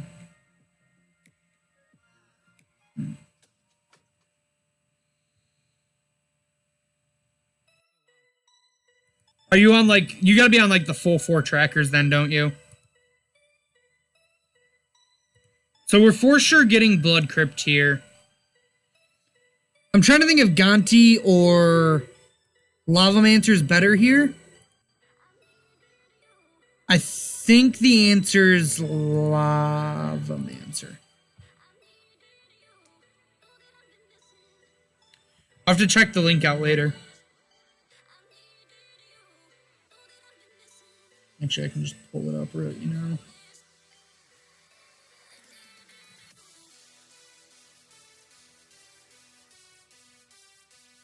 Oh gosh, that's really bad. Auriok Champion is real good against us, as it turns out. Okay. So like you get to trim on lands and play more removal pretty much. Plus like you get to play Kalitas and you get to play Kalitas, which seems pretty good.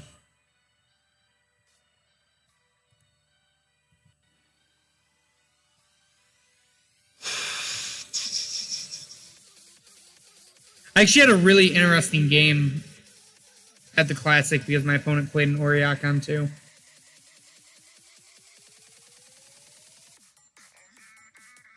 Auriok's like the other reason to bring in Skullcrack because it kills Auriok.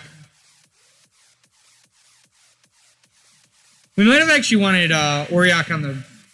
Or not Auriok. We probably wanted Skullcrack on the... In game 2 even.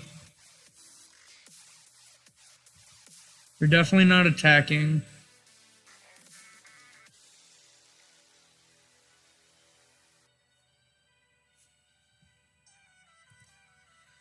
Oof. Double Auriok Champion. This one's gonna be a hard one to grind through. Yeah, like... And it's got protection from black. Man.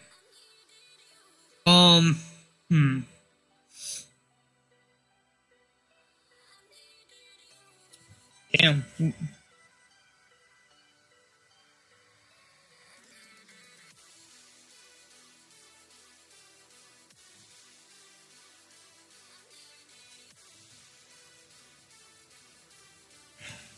I really don't know what to do. Holy crap. Back to back, like, Oriox is rough.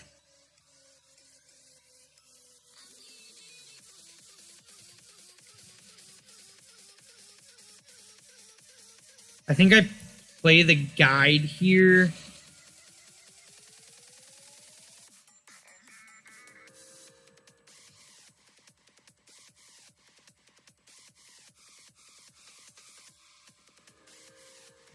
And then as weird as this is going to seem, I'm going to ship in with both of these.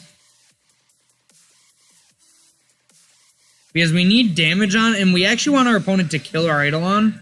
Because I don't think we can win.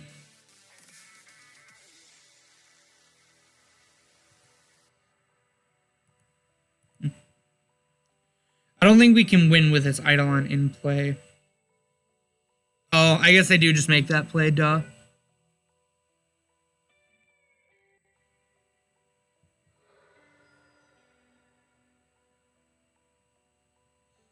Yeah, this is rough. I think we still play the Gontis.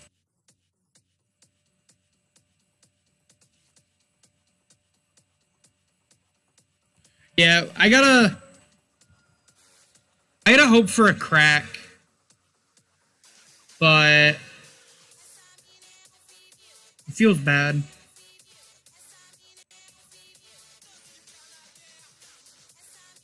Is this just a... okay. Bugler, sure.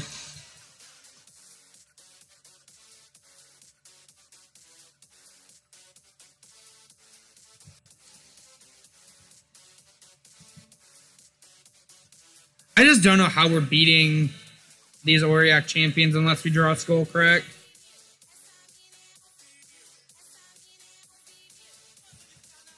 Because, like, our problem is our own Eidolon's gonna kill us.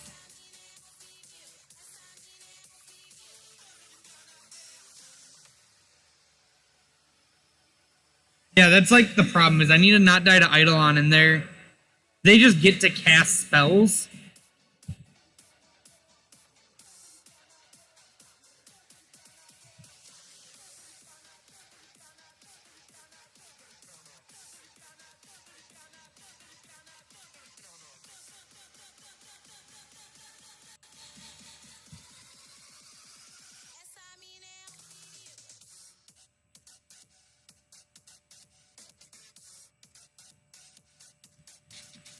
Ugh. Gross.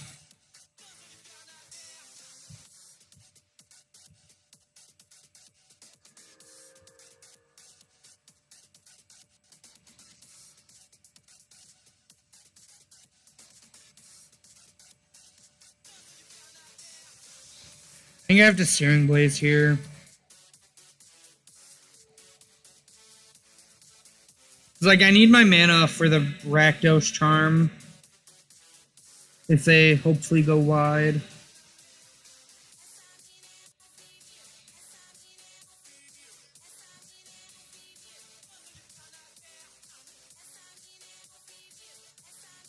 We can shoot him with the Lava Man here. Jesus. Ugh.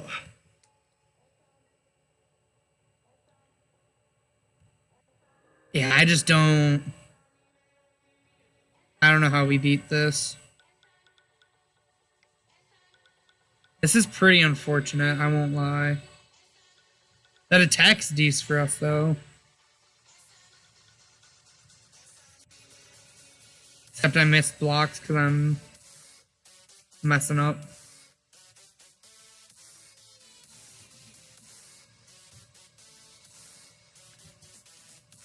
I'm just clicking through everything now on accident. Sorry, I'm not super used to Moto, guys.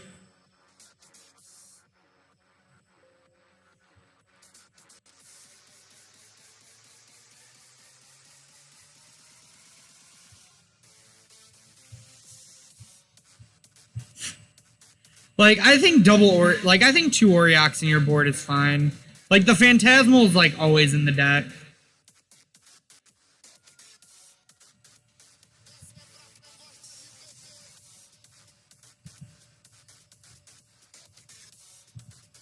So, like, this card's also good against, like, other go-wide decks. It just so happens to be extra good against Burn.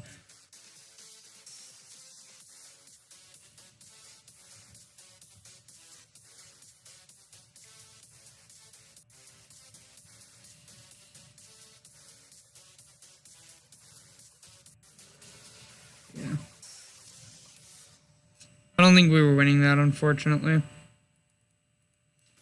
Well, that stunk.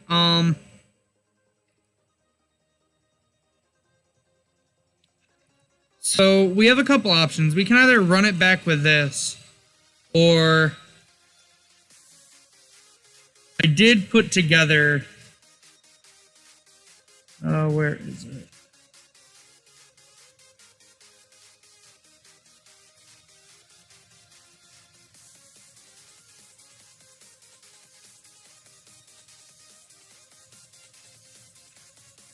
I did put together a list that a lot of people have been talking about, like a more light up the stage skewer burn deck. If people are interested in seeing me play this, I can try this. What do you guys want to do? Since unfortunately the last league didn't go that great.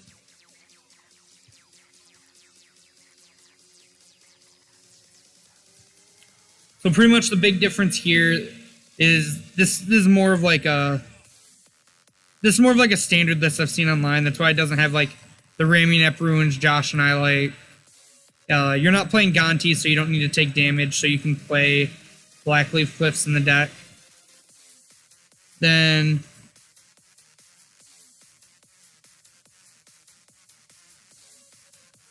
yeah, we use mana traders. Then, like, we have the light up the stage skewer package a lot of people have been talking a lot about. What do you guys think? Sideboard's a little different. I've seen Brutality in all the blacklists, but Josh is not a big fan of this card. So, I figured I could give it a try here. There's an extra push to try.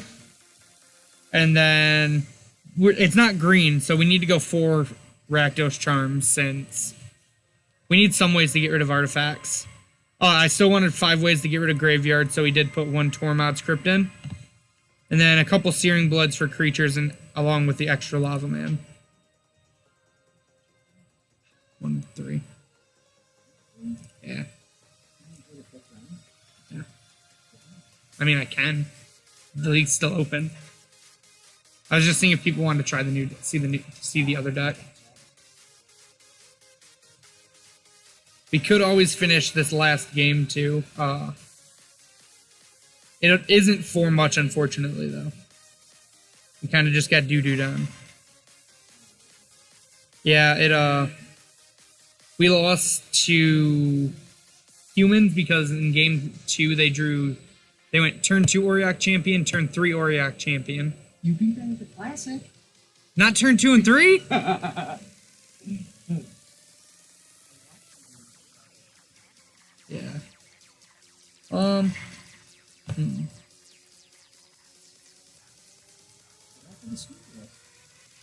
Yeah.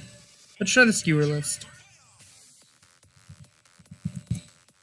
Drops from this league real quick. Alright. Light up the stage! I'm gonna go take a break, rent this deck out real quick. I'll be back in probably 5-ish minutes. We'll see you.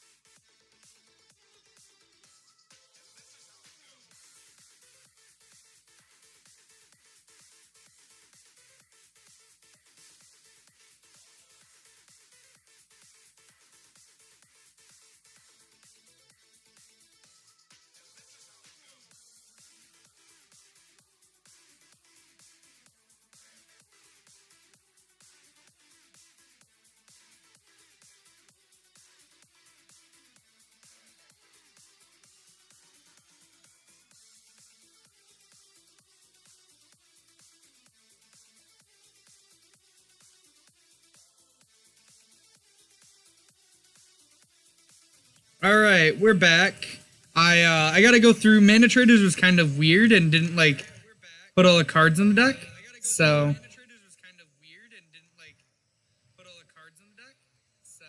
I don't know why I'm hearing an echo. That was weird. Anyways, though.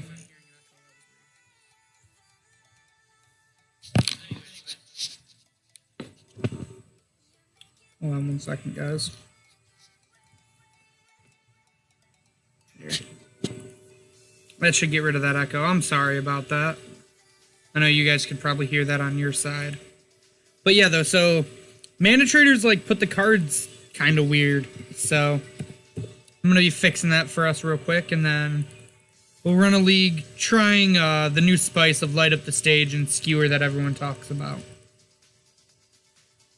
Oh, we don't need 6 Bump in the Nights, though. I don't think WotC would approve of me playing 6 Bump in the Nights. How many, that's actually kind of like a fun experiment question. How many Bump in the Nights do you think, or like, Lava Spike effects, do you think Burn would play before they're playing too many? I think we might actually be, like, already close to that number with 8. Yeah, you went 4-1 with a close list, Rogue? What was different about your list? This was just kind of like, I had 2 lists sent to me by friends when I told them I was streaming Burn. And I kind of just, like, took the pieces I liked of both and put them into one deck, kind of. Like, one list was playing, like, Gut Shot, and I thought Gut Shot was kind of weird.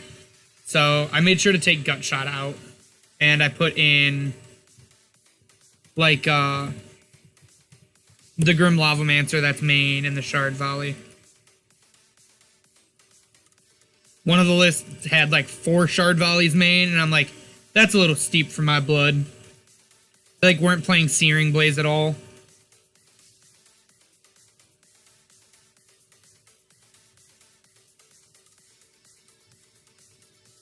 Really? Are we playing through Searing Blaze?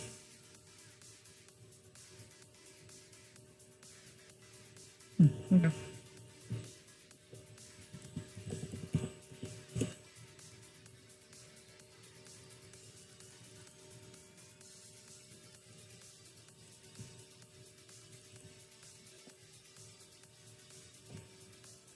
Let me pop that up real quick.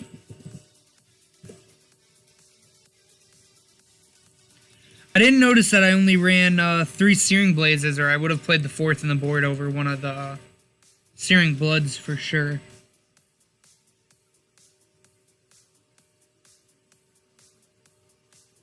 Only 3 bumps, only 3 blazes, so 20 lands, okay. Cage and Surgical in the board are interesting. How'd they feel? I feel like they're kind of slow, but I could see them being fine.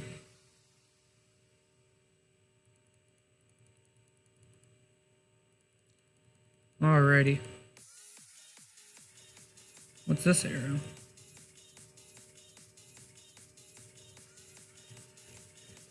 Oh, it's saying because of the sideboard. Okay. Like, threw me off because I thought I meant the main deck.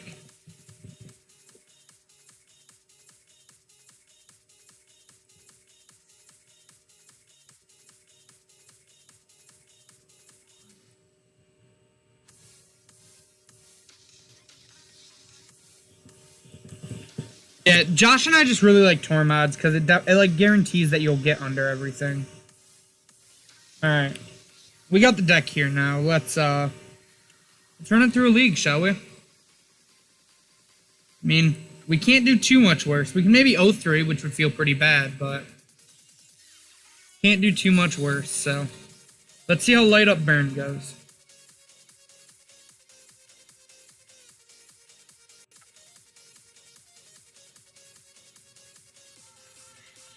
Yeah, so with Light Up the Stage, I feel like we have to play at least 19 lands, because there are times that this is going to have to be a 3-drop. Plus, it makes us want to cast more spells, so we need a higher land count. I could potentially see 20 lands being correct for that reason. I think your list was down a bump in the night compared to mine. I think I'd probably take out the Shard Volley before I trim a bump. Hey, Moto actually loaded in right, too. Alright, this league's already off to a better start.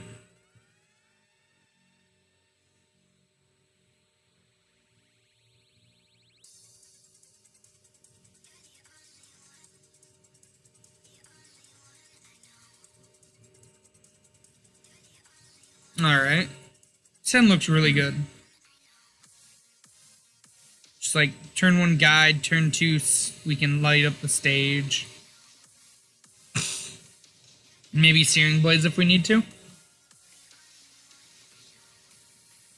Okay. Shock Searing Visions. Could be a lot of decks in Modern currently. Before I'd almost snap off the fact that it's Storm, but I'm not really sure now.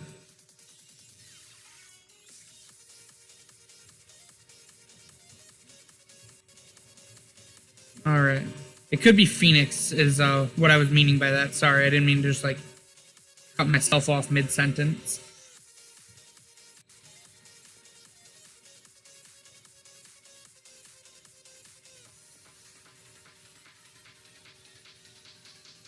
Alright, getting into combat.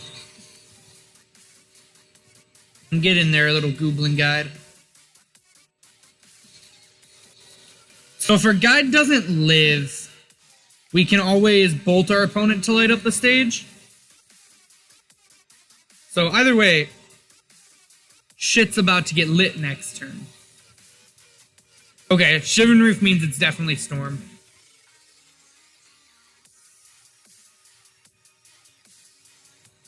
So we're gonna play our land.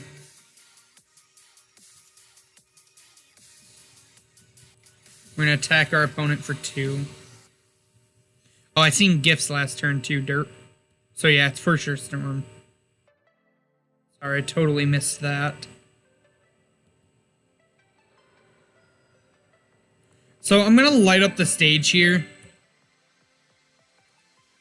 But I wanna hold up Bolt.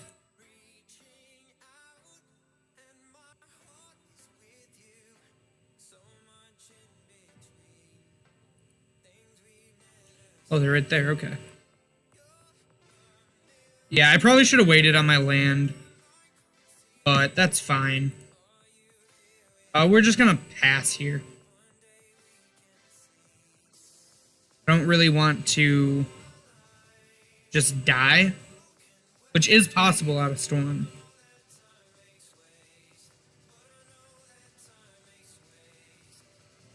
Okay. So no play. I think, again, we're just going to kind of hold the Bolt. I want to have some form of interaction.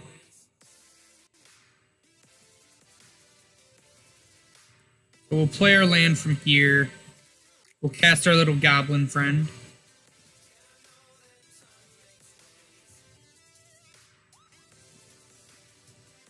We'll get our opponent for 4. Goblin Guide reveals Manamorphose this time.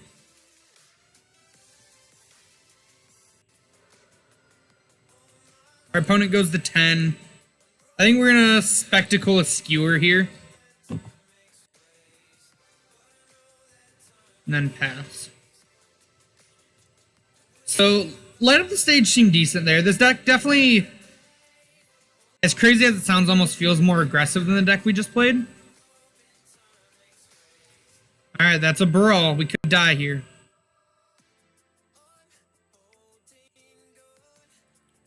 I'm gonna attempt the Bolt here. Hopefully they don't have... They do. Alright, well. We're almost guaranteed to die here. Actually, no, we're dead. We're definitely dead because we know they have gifts. Yeah. I'm gonna let them make their gift pile, then I'm just gonna concede. Well...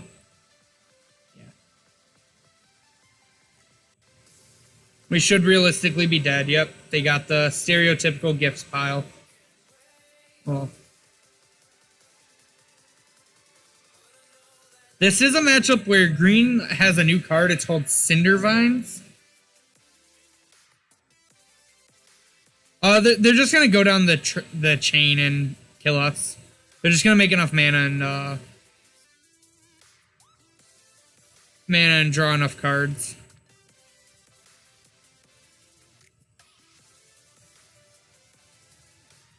Yeah, I guess that's true. I guess that might have been a little early of a concession.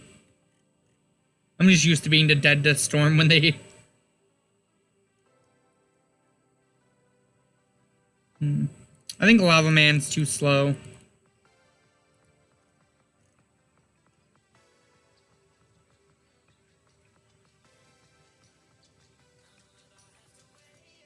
I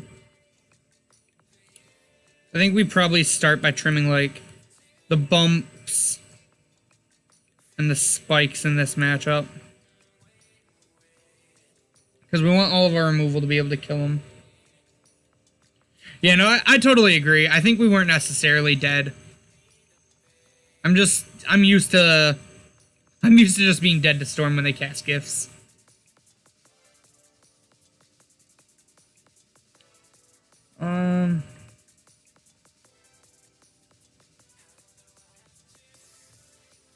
I'm trying to decide between Rift Bolt and Skewer, which is worse here. So I think those are our next cuts. Maybe it's Searing Blood too, because it only kills Electromancer.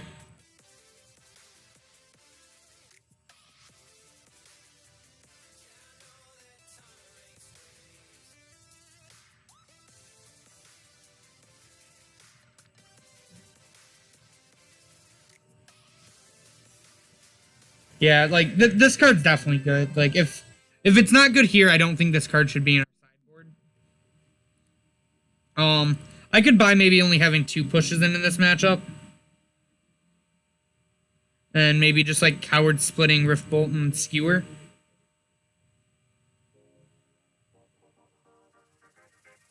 But I definitely think... I think we need push for a guaranteed kill. So actually... I think I'm going to do this.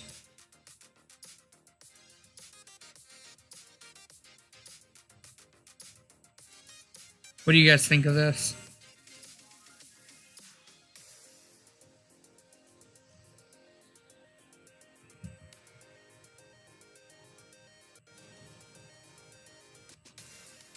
I do think you're right. I think we might only want 2 pushes. And we're never mulliganing a hand against Storm Eidolon, ever. This hand's really good. We don't have a turn 1 play, unfortunately, but, like, Eidolon with Searing Blaze and Rakdos Charm. We have a lot of interaction here.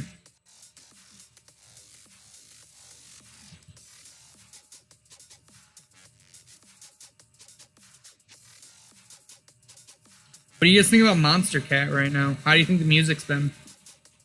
I've been enjoying it personally. Blood Crypt tapped.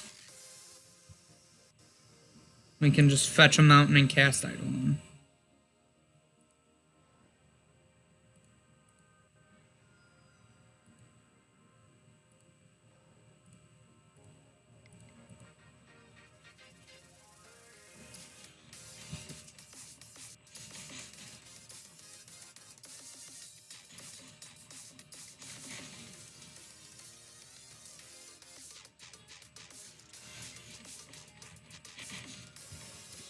This seems interesting. Oh, okay. Grape Shot for 2 makes sense. That's unfortunate. That kind of makes our light up the stage worse. Because we really don't just want to cast it here. Ooh. That was a good draw, though.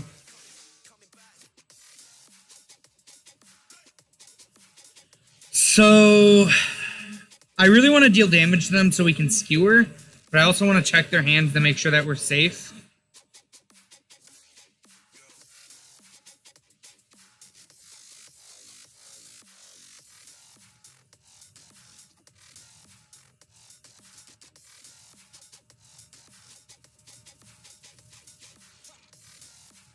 Maybe we just discard this skewer. What's chat's thoughts?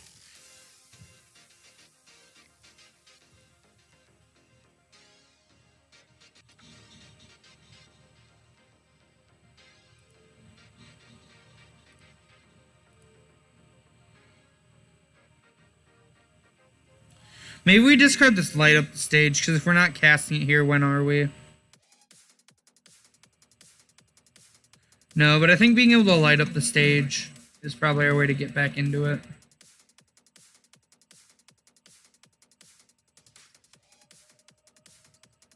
They do have the Baral, so we're not going to want to fetch because we have Searing Blaze. I think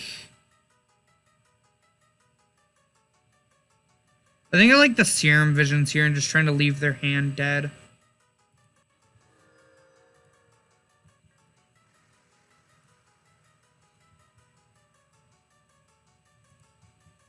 Like, this hand doesn't do a lot.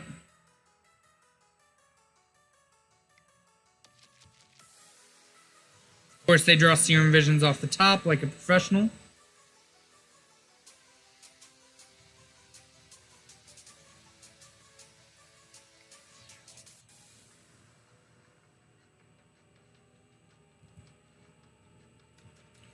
Another Searing Blaze. Yeah, I think we're just gonna pass. What did they do with Serum? They put both to the bottom.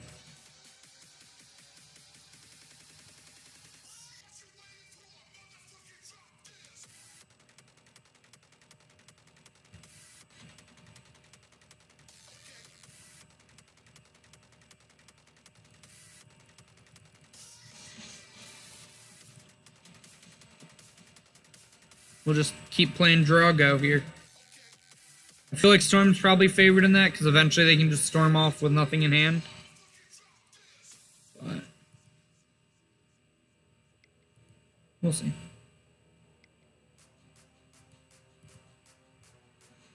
Yeah, it's probably just the value gifts here. I wouldn't be surprised to see, like, Counterspell, Ritual, Manamorphose here.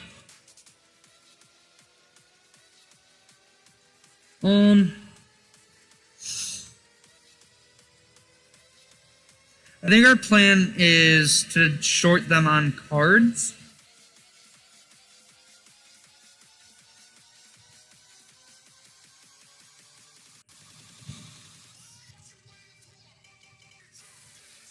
So I think we're giving them...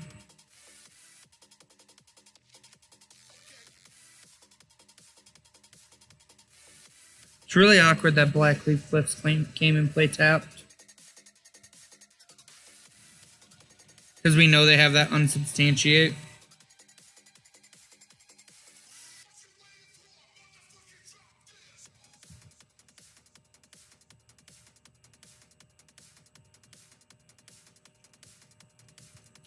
What do you guys think of that,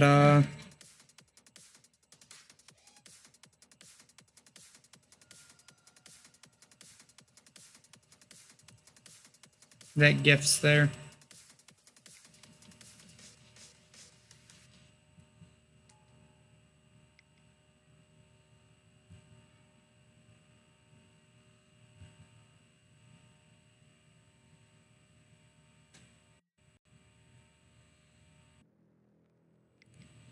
I mean, there's no point in not trying it, right? I guess there is. This just gave him an extra storm count, but like 4, 5, 6, 7, 8, 9. We were probably dead anyways.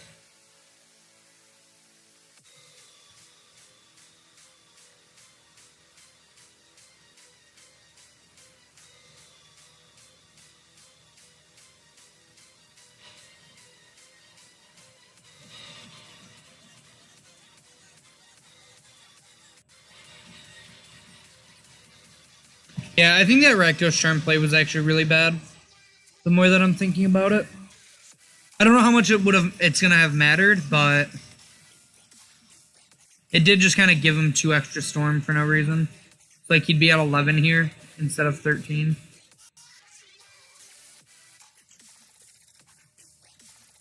So he'd be at 11 instead, or 12 instead of 14.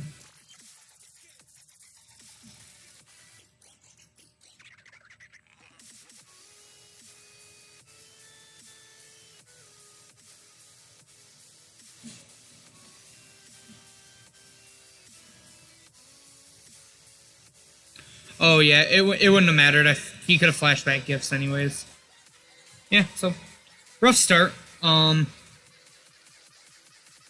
Yeah, pretty unfortunate. The light up the stage wasn't great there, but I don't know if anything else would have been.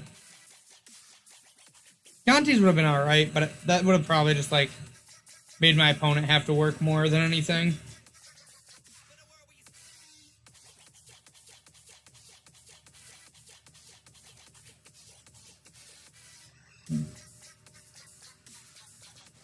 Some extra Tormobs. Well, no, the Tormobs would just be instead of Rakdos Charms. So maybe it would have mattered if we drew a Tormobs instead of a Rakdos Charm. So that's something to keep in mind. And playing the green splash is what allows us to do that, because we have other artifact hate besides for just Rakdos Charm.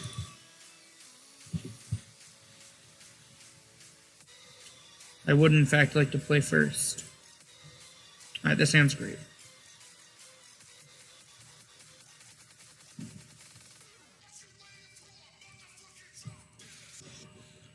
We get to go Guide into Swift Spear with some form of 3 damage. And hopefully just beat our opponent.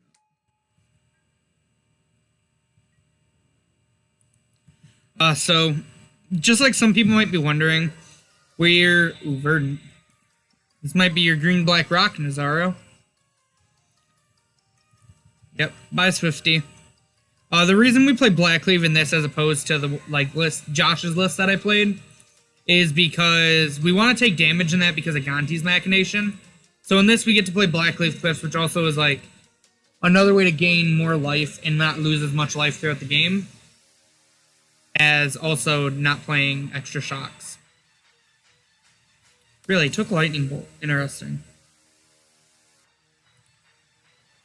And we'll just draw another one then.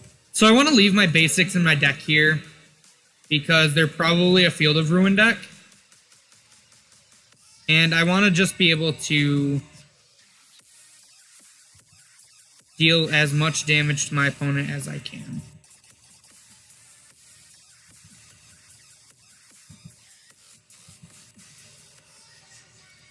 Oh yeah, Dark Confidant. Play that one, opponent.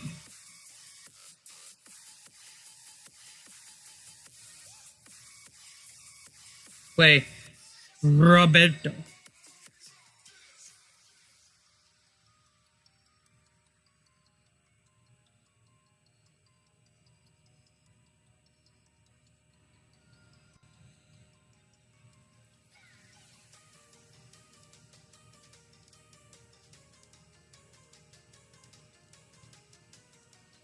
Do you think he's actually going to play the dank... Oh, it's Jund. Sorry, Nazaro, it's not Rock. Nope, just a bolt on Taylor. Little does my opponent realize, he is very much dead.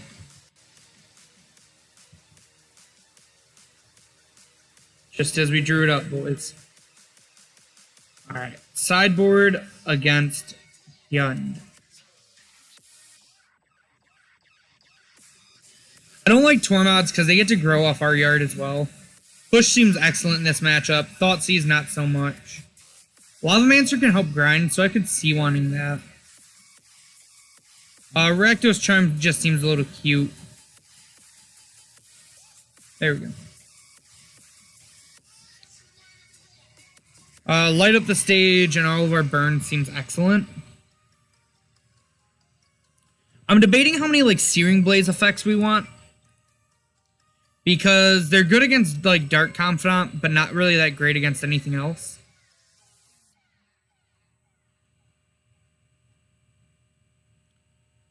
I think the Shard Volley can probably go. We don't really want to lose our lands.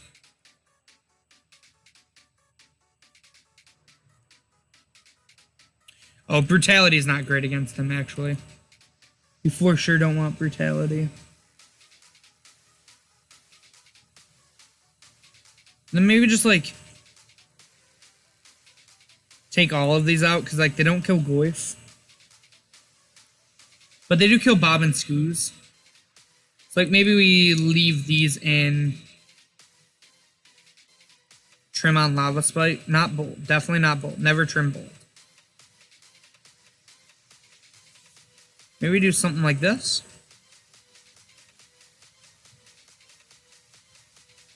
What do you guys think about that? We just take out one Blaze because it can be kind of awkward.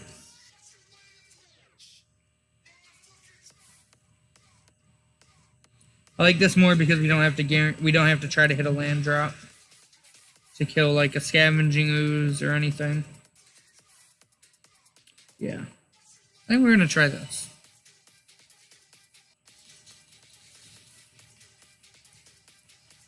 We have another excellent hand, even though it is 3 land, which is kind of a lot, but we have Swift Spear, we got some spells. We do have Bump in the Night, which is okay with drawing a bunch of lands. Basic Mountain Pass. Means our Swift Spear is probably... Oof. We really don't want that 4th land, though. So I'm going to actually just suspend Riftbolt here. Because the only way our opponent leads on this... Oh, they mulled the 4. I didn't even realize. Like, this just screams Lightning Bolt to me.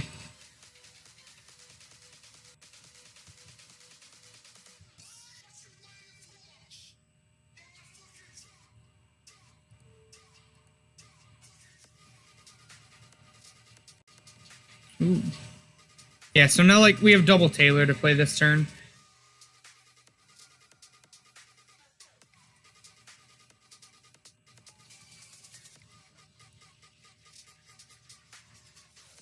Yeah, see? As expected, they had the Lightning Bolt.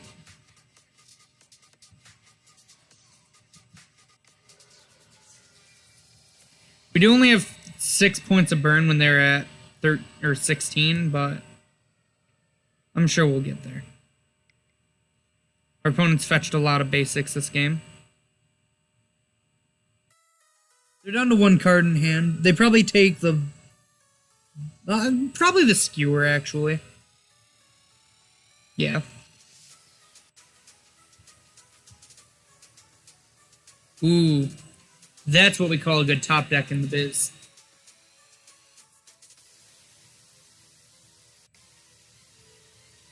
So then we're going to go ahead and bump our opponent.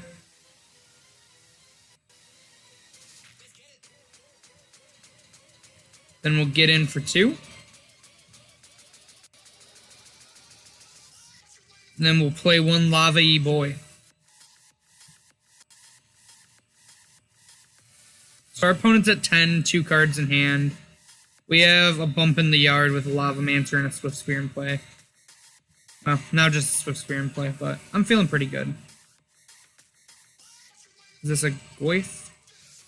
Brutality just to kill Swift Spear? Okay.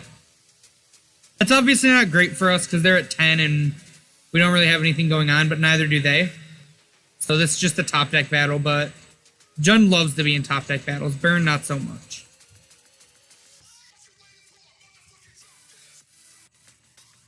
Oof. Well, we're getting even closer to that flashback bump in the night. So we'll just play this Scolding Tarn and pass. Our opponent just passes as well.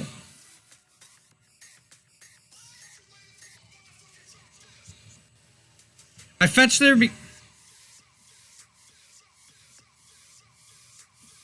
I was gonna say because I wanted to thin. But apparently thinning didn't matter. We're pretty unlucky with drawing a lot of lands, guys. Maybe I should play like more Tron. Or play like Amulet Titan. Something where drawing a bunch of lands is good.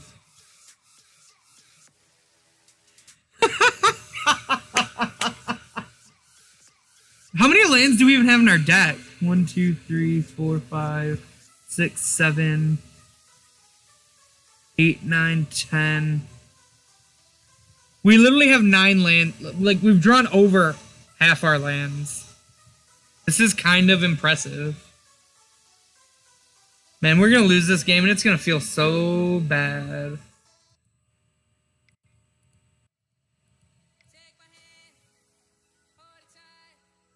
We got them on the ropes, though. They're at 7. Let's hope their last card in hand isn't good either.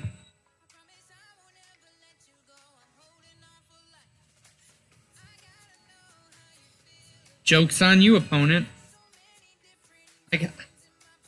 Are you kidding me?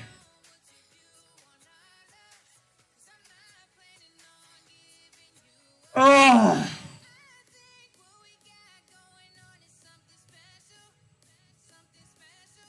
We've literally drawn 11 lands out of 18 cards. Man. This is why, folks, you don't go up to the 19th land and burn. Because if you're just going to draw them all, why does it matter?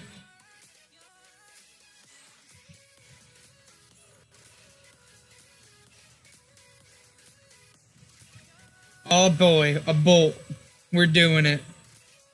Didn't board in brutality, right? No, okay. There's no reason to actually hold on to this land.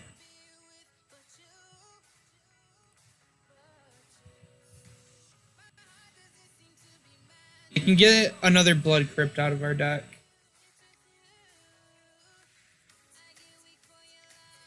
Right?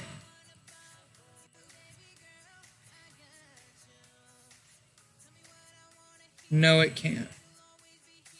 Alright, so it was a mistake to play that land because it literally has no fetchable targets.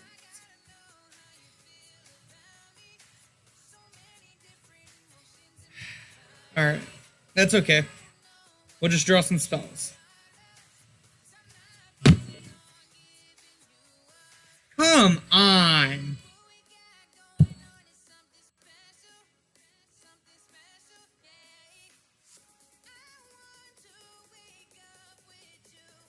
This is ridiculous.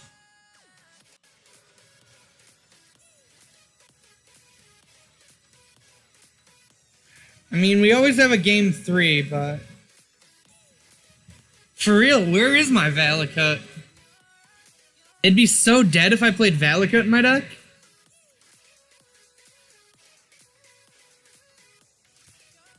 Valakut Burn, guys. We're gonna create the next tech. If you ever flood with Burn, you just kill him. Notably, if we had a Raminap Ruins, our opponent would be dead to any spell too.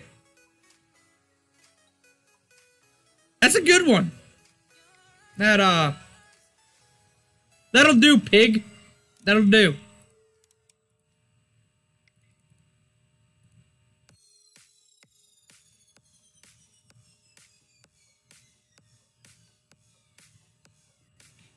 Alright, you're at 1, opponent.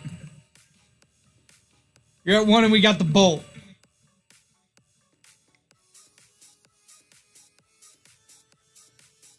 Alright, come on. Daddy needs something that doesn't kill me. That does not kill me.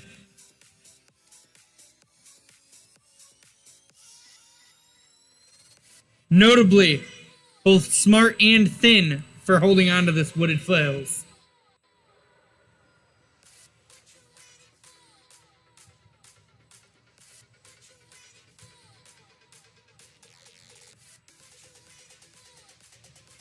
I can't believe we just won this game.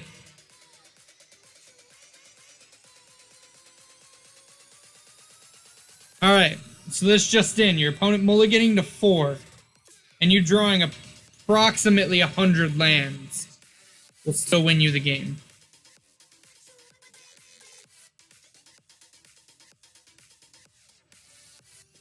Alright, we're on the scoreboard. 1-1 this time. Man, we didn't even see a light. Light up the stage would have been nuts that game with how many lands we had. We had so many good draws, and we were just drawing lands. Don't matter, though. We still got there, so... Let's hope our next game's a little more lucky for us, but hopefully we'll get the W again. While we're waiting for a match, I'd like to take a moment to both thank our sponsors as well as show off our Twitters. So here's my Twitter, RichardTMTG. You'll see me and my homies in the background. You can see a lot of my tweets about Magic and other random memes and such that I enjoy. We found our opponent. We'll hop over here and then hop back over. So also make sure that you follow Clever MTG. Jeremy, he's a good friend of mine. He's a fellow streamer from Mom's Basement Games. He's doing this sweet giveaway for, I want to say it's an Elder Deep Fiend playmat. I really enjoy the look of it. You should definitely try to enter it. Keep up on his stuff. He's an awesome guy. We will accept to be on the play. This is a 4-lander with only burn, so I think we're going to mull it. This one's a 2-lander. It only has burn, but I don't think we really want to go to 5. We definitely want the Eidolon that's on top of our deck. So we'll lead Blackleaf Cliffs into a Suspended Rift Bolt and pass. While our opponent takes our turn, I'd also like to shout out the Mom's Basement Games Twitter. This is basically our headquarters. You'll see a lot of tweets about us. You can see Frankie, his favorite card from Ice Age is Dark Ritual, but I'll let you dabble a little more on the Twitter side. In between games.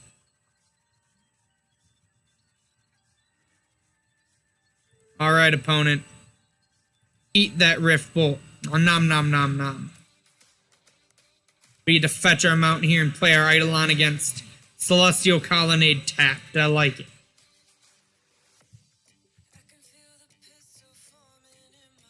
Alright. Also, make sure to check out the TCG store for Mom's Basement Games. You can find just about anything you're looking for. Basic lands, other Magic products, even videos we've made and tweets that we make. This is a great store. It's wonderful. Josh and his brother have done a great job designing it. I couldn't be more proud to say that I get to stream for such a wonderful company. Alright. Let's attack our opponent, then I'll get one more shout out done before I'm done for the time being, I promise. Burn our opponent right to the dome, the way I like it. Lastly, I want to shout out our YouTube page, but I unfortunately don't have it pulled up. Check out our YouTube page. It's Mom's Basement Games. You'll see all of our replays, as well as a podcast Josh used to do with a judge around our area. Highly recommend checking it out. It's great content. Oof. The reinforcements are definitely timely. Man, timely reinforcements is something you don't see common now.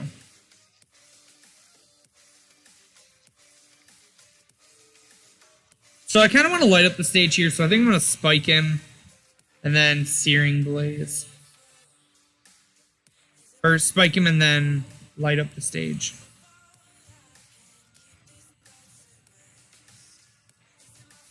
Well, we hit land and another light up the stage, so I'm in.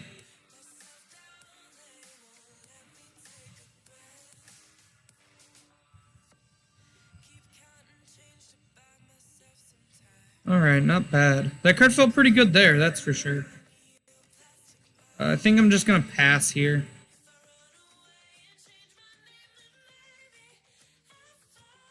Eight all, except my opponent has 7 cards in hand. I theoretically have 3.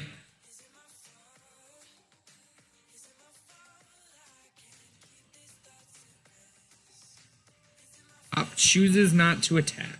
Ooh. So this might seem weird. I'm going to choose to attack to try to get something out of my opponent because I want to cast more spells.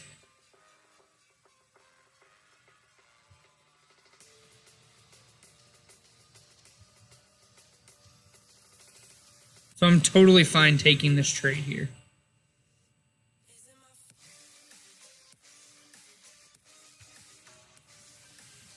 That feels kind of bad.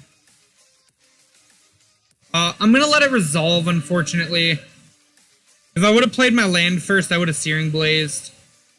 I actually thought about it mid moving to combat, but unfortunately I can't take that back. Okay, so he still took the Searing Blaze. Interesting.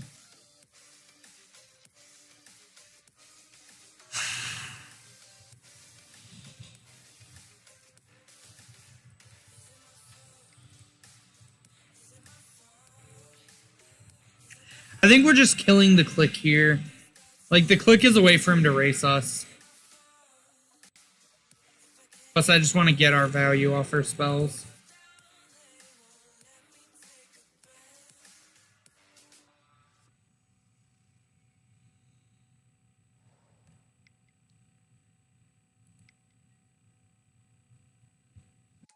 Here's to Fairy.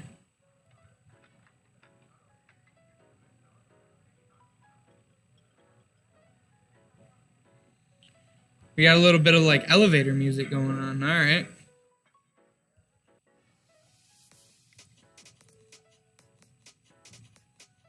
Yeah, the main deck Timely is really what got our opponent back into this game. If it wasn't for that, I think we'd definitely be winning by a lot.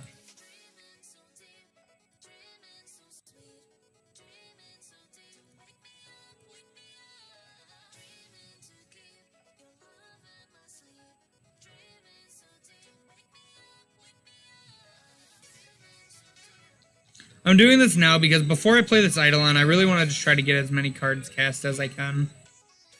Because we are at kind of a low life total.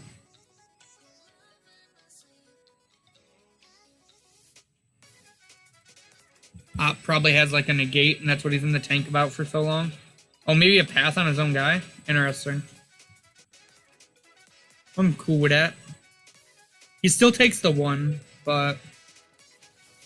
obviously wanted an extra land. Maybe hold up like Cryptic plus Logic Knot. No, not quite. He doesn't have the colors for Cryptic plus Logic Knot. Not really sure. Maybe he just wants to thin his deck a little bit.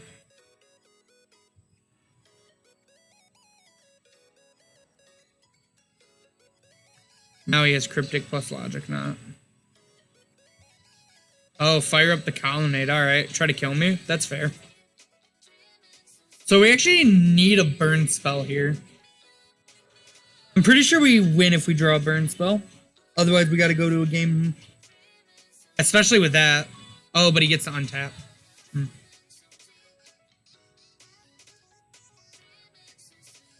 What up, Jules? Come on. Oh, man. We are the worst burn player. Ugh. We drew so many lands. Yeah, we'll just go to game 2. Our opponent has us dead with just Colonnade.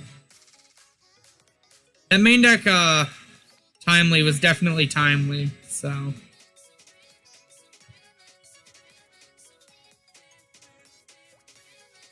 I don't really like pushing this matchup, even though it is good. Thoughtseize seems great.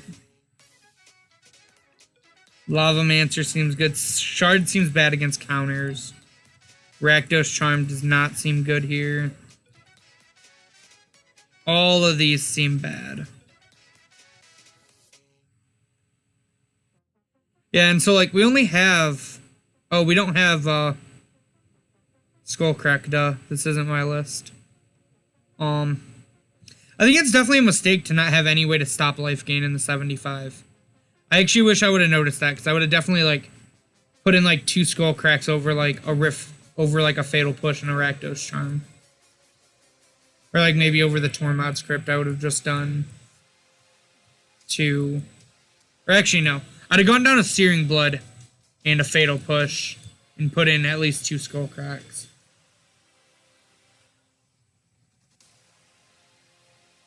I think Skewer's probably better than Lava Spike.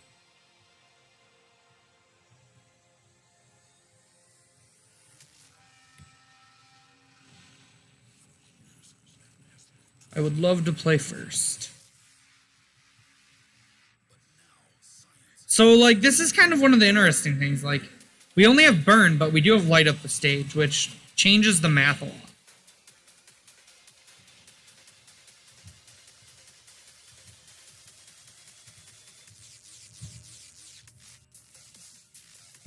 Because, like, this is 9 damage already, but this can be a potential 6.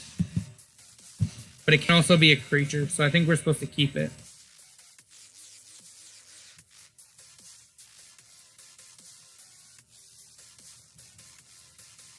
You think 3 cracks, Josh? I just don't really know where to fit the 3rd. Maybe it's like taking out Brutality, because that card does seem kind of awkward.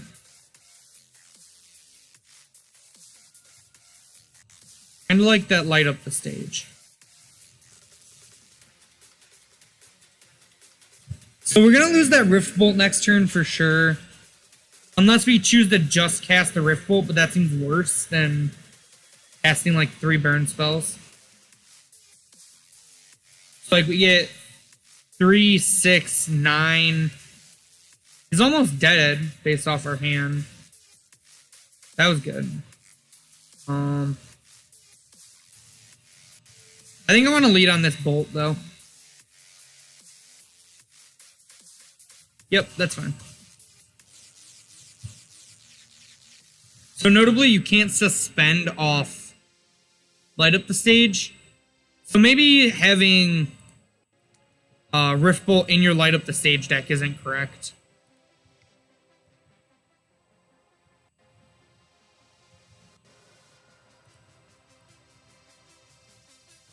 I'm going to fetch Shock here because our life loss doesn't super matter. And I'd rather keep our basics in because we have seen Field of Ruin.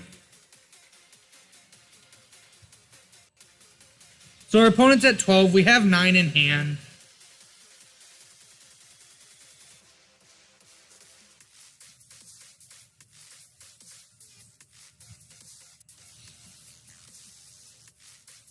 We drew another land, unfortunately. We were really good at drawing land in Burn. Like, I guess Light Up the Stage we're more likely to draw lands. So, like, it's kind of like... It's odd, because, like, Light Up the Stage on one hand makes you want to play more lands, so that way you can cast more spells. But... it also makes you... want to... It also makes you not want to play extra lands because it's going to draw you into lands.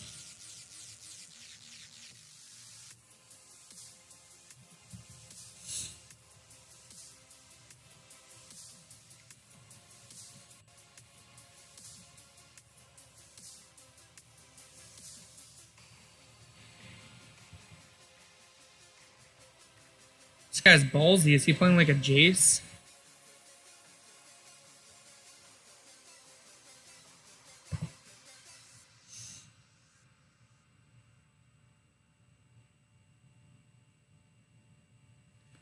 So we're another land away from being able to start flashbacking bumps.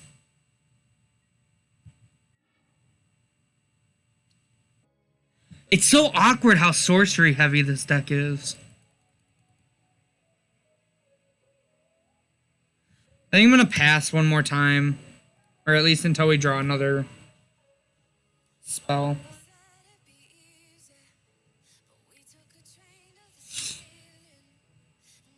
So it's really awkward because it's hard to play like the draw go game when every card in your deck says the word sorcery on it.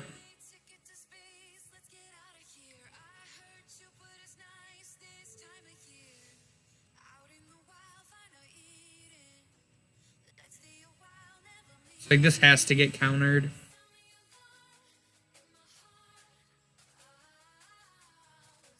He mistapped his Cryptic.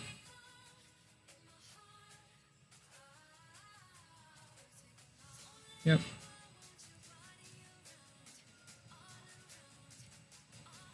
And now we hope to flip a 1 damage burn spell off this. We didn't do it, but I'll take a Thoughtseize.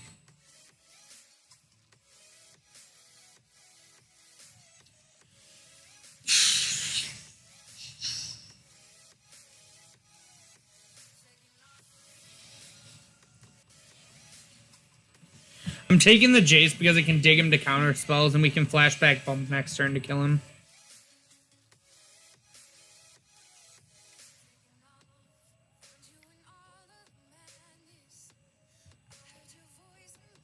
It's not bad.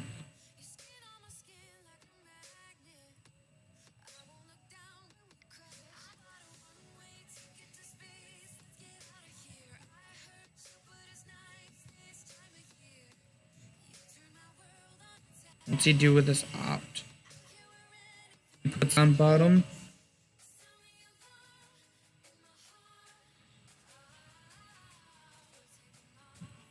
That's a good play by our opponent. I don't think hitting the basics right, but I think the Ghost Quarter is a good play.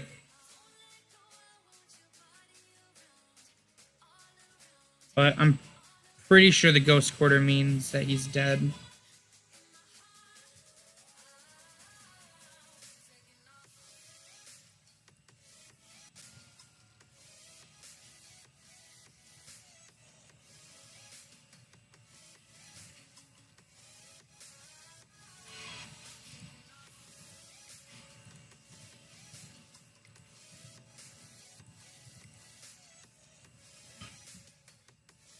Skadoosh.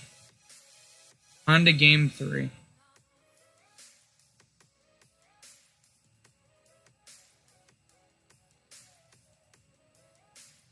I don't think we really want to change anything.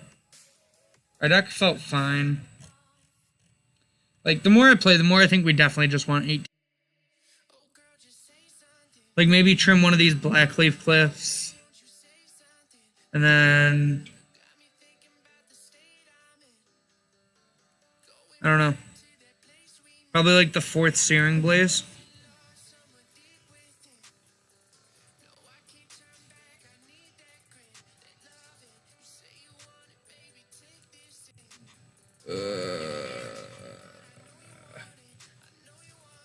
We're on the draw with a Swift Spear. It's hard to pass up. 6. I think our spells are just too slow, though. This looks a lot better. And I would like a second land here. But I don't really want a 3rd land. So... I think we're just going to fetch right away. Play our girl Taylor. And let her shake it off. Shake it off, off. So next turn we're probably just jamming an Eidolon. Well, we'll attack, then jam Eidolon. Because we want to try to get the Celestial Purge out if that's what our opponent has here.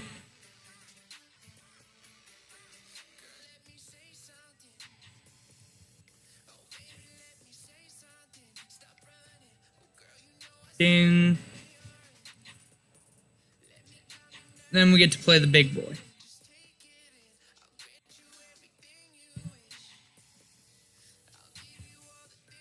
So yeah, outside of like a timely draw, I'm pretty sure Eidolon can just pressure our opponent enough.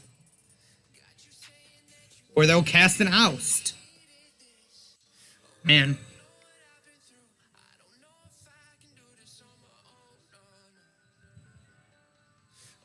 Okay. I think I'm going to start with Bump. Light up the stage. Okay. So we have till next turn on these spells. So I think I just want to fire off this Thoughtseize. Alright. Definitely glad we fired off that Thoughtseize to hit that spell snare.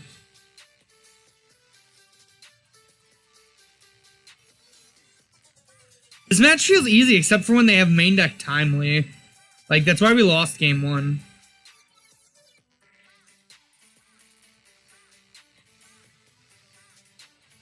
It chose not to mill. It's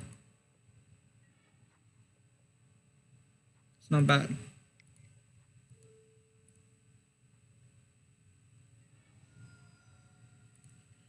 It could still have a counterspell and, like, Field of Ruin logic not me, but I think I'd be fine with that. Eidolon just sticks. Okay.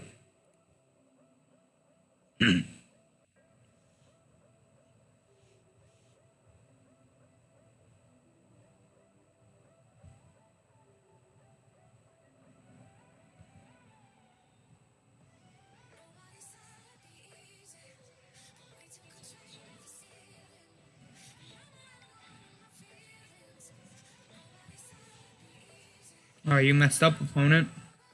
I can cast Lightning Bolt.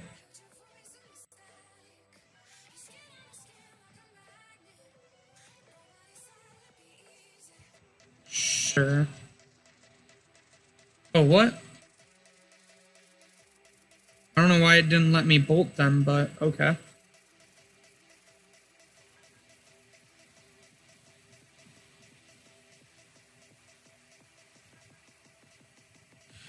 Well,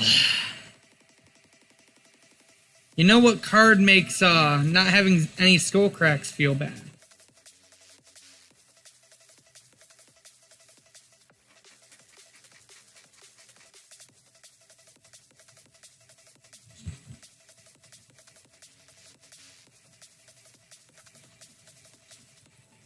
We'll try to get him next time.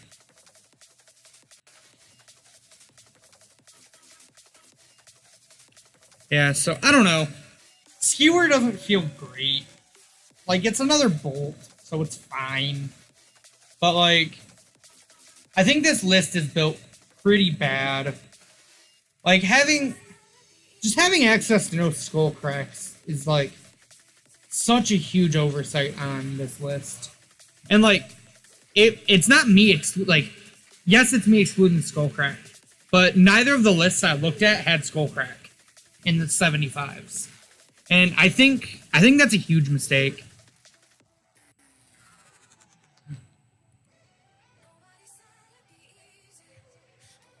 I'll keep this. We have an Eidolon.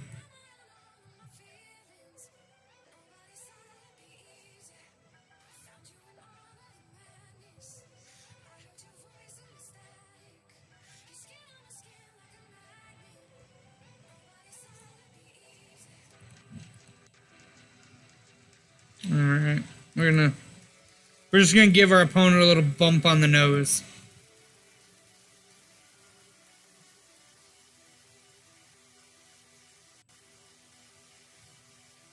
Stomping Ground.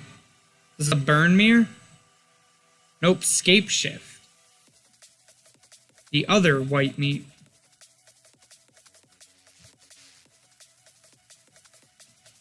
I was about to say, I wonder what they're thinking about. We're gonna just go ahead and play an Eidolon here. There's not many ways for them to punish that. I'm gonna fetch a mountain though. Well.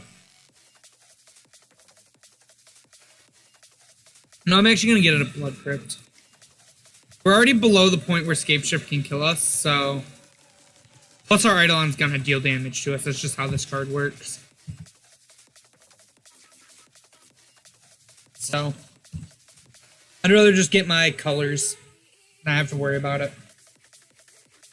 Appland. That's good. That means our opponent probably has a really slow hand. We get to light up the stage. Like, I don't know. This card, on the surface, it seems really good, but like, with Eidolon, it seems super awkward, and I don't know, I just don't know if it, like, jives with everything that Modern is.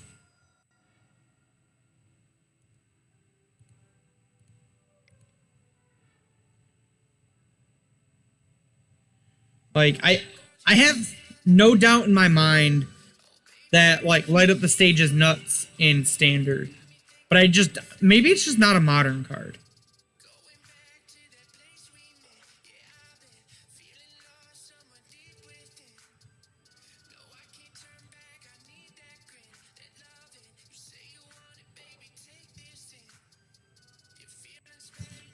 So our opponent's at an essential 4.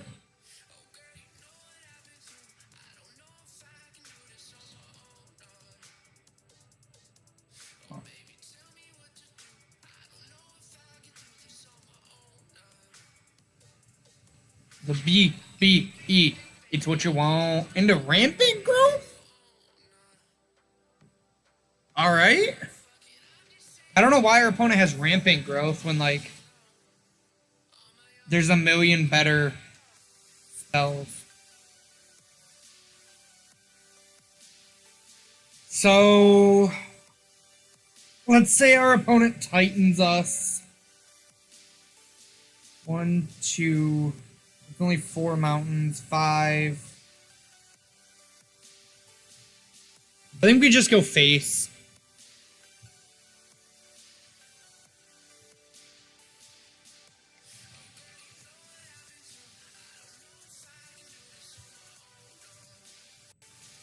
Like, I think we're only winning this game if we burn our opponent out.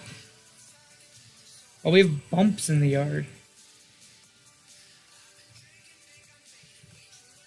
I don't think we have time to flashback bump, but that should have been a consideration, I think.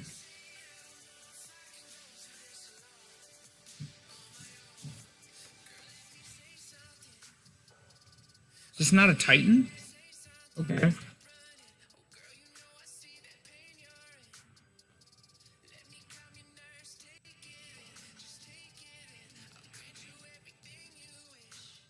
So he doesn't have Titan or Scape Shift. Because we would have died, right?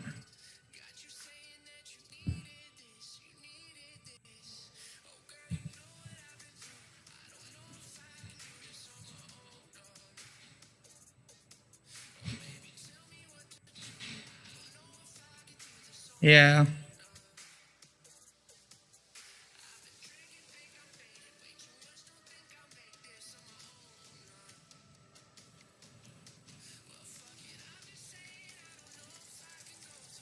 Did he really draw Titan? Oh, wow. He drew Scape Shift. So I know he didn't have Scape Shift last turn. He either didn't have Scape Shift last turn, or he's, no offense, not that good of a Scape Shift player. Because we were dead last turn if he had it. Yeah. We just had to avoid a top deck, and we didn't. That's magic.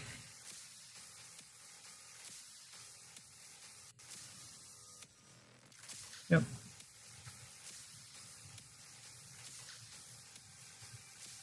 He in fact had enough mountains. Alrighty. So one Scapey boy. This is like yet another matchup that I really wish we had Skullcracks in, because they normally bring in like Obstinate Baloth / Thragtusk. I don't think we can grind with Lavamancer.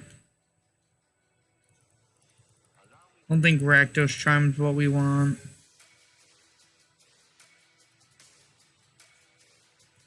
I don't really think we want these effects. We probably just run something like this. Just like Thought Seasons and Brutalities to try to hit Scape Shift.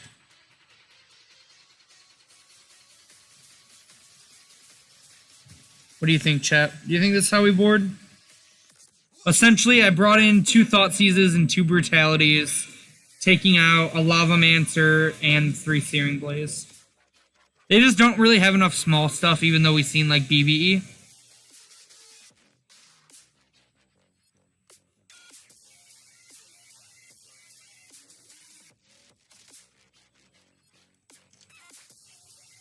Alright, yeah. I think we're gonna run this.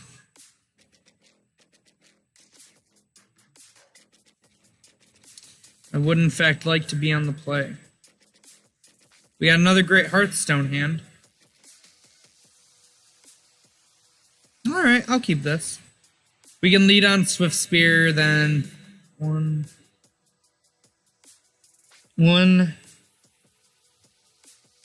2, 3, 4, 5, 6, 7, 8, 9, 10. I think I'm gonna bottom this. I need more. As weird as that sounds. We really want like an Eidolon or some form of consistent damage.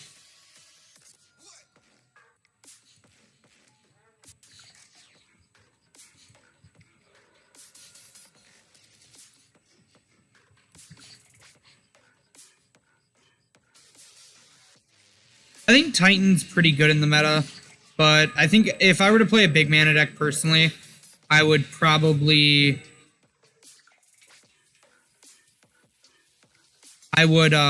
actually, no. There's no reason to Thoughtseize here. I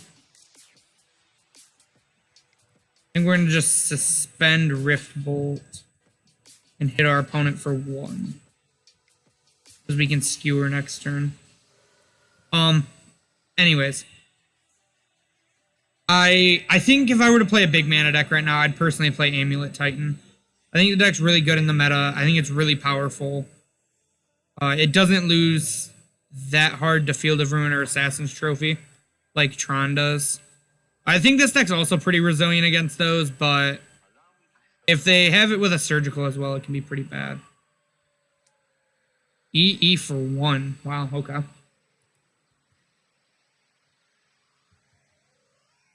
don't think EE is that typical of a card that this deck plays. They have double force, which is pretty good for them, too. I'm going to go ahead and Thoughtseize, try to see what they got. Prime Time and Scape Shift. But we'll take the Prime Time since the Scape Shift takes a little bit longer, and we can hit it with the Collective Brutality.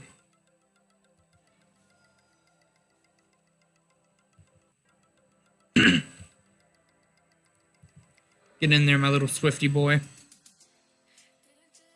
We might actually just have him... I think, we have him dead next turn. If they kill Swift Spear, we don't, but... if they choose to keep Swift Spear alive, they are dead.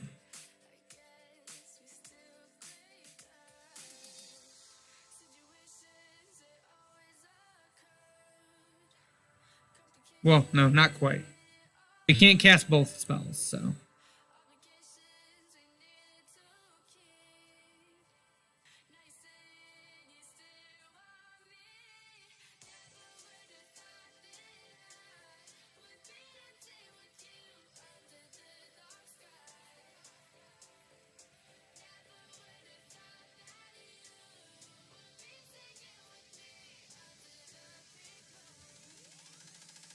hopefully our opponent's okay. They're having a little trouble getting their Search for Tomorrow's off suspend.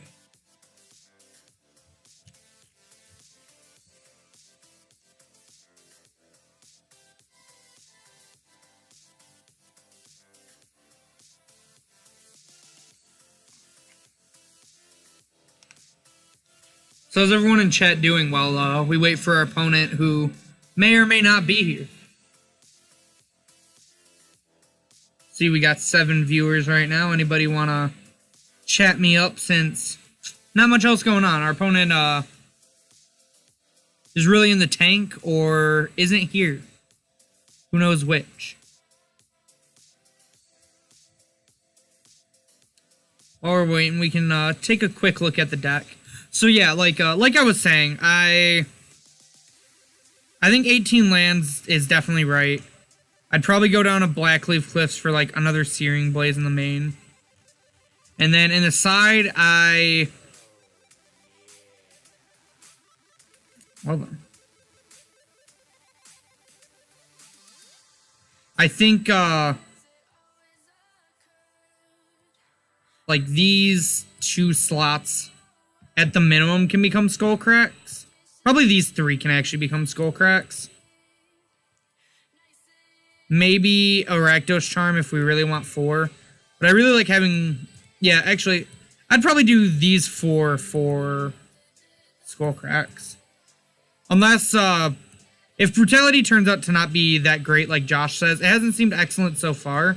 I could maybe see leaving this and making these skull cracks. Oh, that's actually what I was just talking about. Our opponent still is not here. I don't really know about brutality. Like, it seems fine here, but like, I think we would have won the game with like almost any other spell. So I don't really know if this is great. It was in a lot of lists, so I thought I'd try it out. The pushes are fine, but the third seems like a bit too much to me. Like, this kind of goes with the same mentality. I like 1 for against, like, the burn mirror. But, and I think we want Tormod. So maybe we, like, leave the Tormods and actually take out our, maybe we do something like this. And then, if we decide we don't like brutality, maybe this becomes another Tormods. That gives us our 5 pieces of graveyard hate, our 4 cracks in the board. Kind of gives us a little bit more room. Thanks.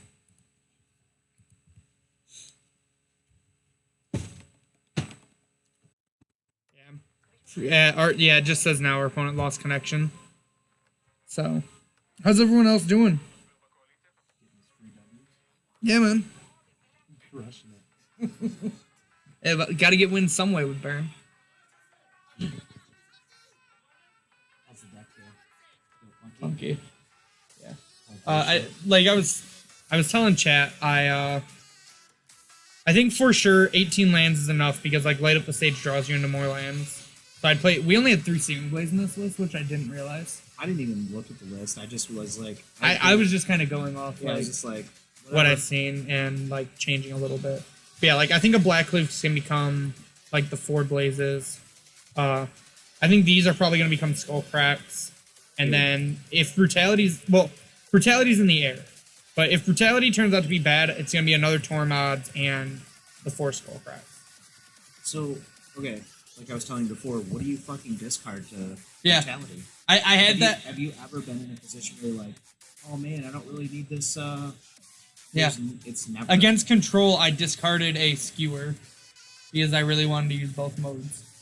Yeah, and it's a sad face. Yeah, it was awful. Yeah. So like, what I found out when I was playing brutality, like right off the rip, I was just like, man, this is absolutely what the deck never wants to do, and that's lose card advantage. Oh, our opponent's back, but we'll see if they're actually back. But yeah, And like, I never feel like you want a second mode on that card. Like all the modes compared to cards that would be in your hand seem kind of mediocre.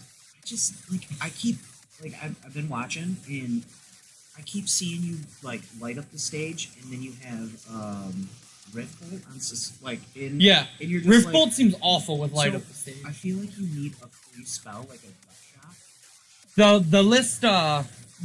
The list Steve sent me, which was one of the 2 I like used, had 2 gut. Oh, there's our opponent. Had 2 gut shot in it. And I could almost see, but like gut shot's just not a good card. Like, And like you can't even really play Gonti in this list because I almost wonder if the way you should do it is splash green, take out Rift Bolts for maybe like a Tarkas, or just play Skullcrack in the main if you don't want the green splash. Like maybe just some way to gain light, or like some way to stop life gain. Because like the reason I lost to blue white was because game 1 they had a main deck time leaving.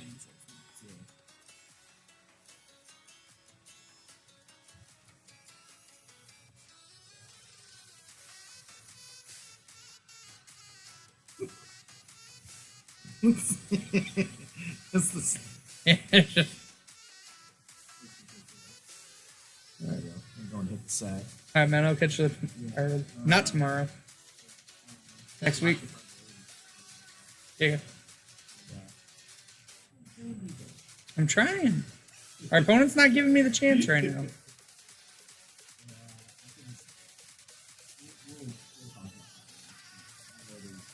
Yeah. It's already in your eyes.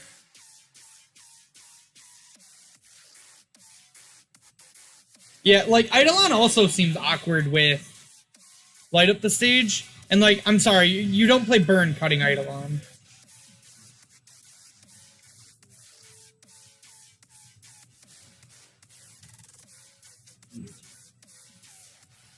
You turned it off, or I need to? Okay. Alright. So, we have 2 wins currently, which is better than we had with the other Burn deck, but... Oh wait, no, we're going to a game 3. My bad. I thought we won the first one for some reason. It's starting to all blend together.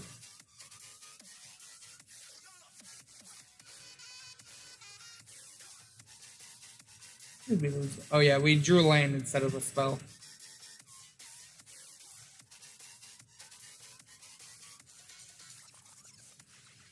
Yeah, I think this is how we want to sideboard. What do you think, MS? Do you think anything else should be changed for against Valakut? I really don't think any cards in our sideboard are that good against them.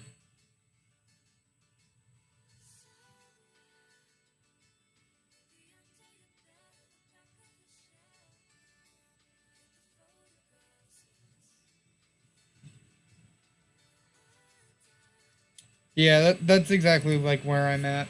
Not that I think Burns should have a lot of options for this matchup. Like, I think you should just be able to try to race them. But if not, whatever. I don't particularly think you should have sideboard cards for this matchup. But I do think you should have this hand in almost every matchup. This hand is great. Kind of awkward because, like, I don't know if I want to Eidolon or light up the stage on 2. Probably Eidolon, and then I'll just have to take my bumps as I go. But yeah, like, I don't know, man. This just doesn't seem like a Burn card to me. Like, I get why Burn would want card advantage, because, like, the way it wins is by casting spells. But at the same time, like, it just seems so, like, it seems so clunky. Like, I keep referring it to it as that, but that's like the best describer word I can think of for it is clunky. I want to know our record now, because I like totally drew a blank on it. Like a nub. Oh, just takes us back here. Okay, we tried. That's fine. We will find out after this game. Our opponent's playing Rampant Growth, which is interesting to me. Like, there's definitely better ramp than this card. Could be like a more budget list for Moto. But I feel like Farseeks aren't that expensive.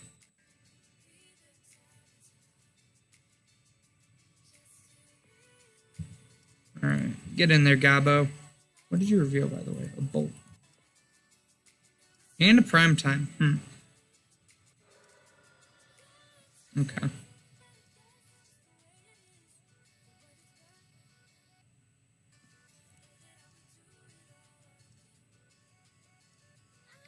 So I'm actually not going to cast Eidolon here. And my reasoning is without casting Eidolon, I can stay above the original Scape Shift range.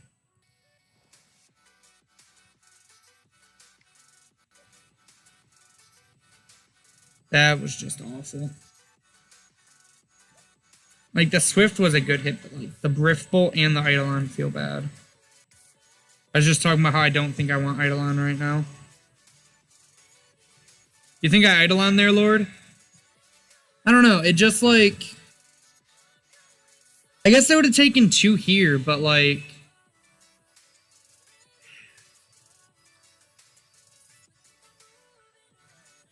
I just don't know if I want to be taking all the damage. But I guess it just wouldn't have mattered, so... It'd be at 13. But I wouldn't be casting Swift Spear here.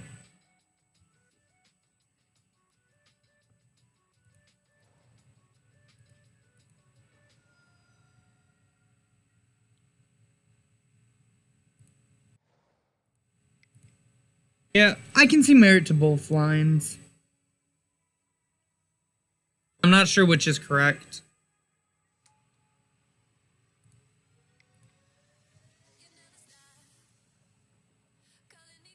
We're getting Titan next turn, unfortunately.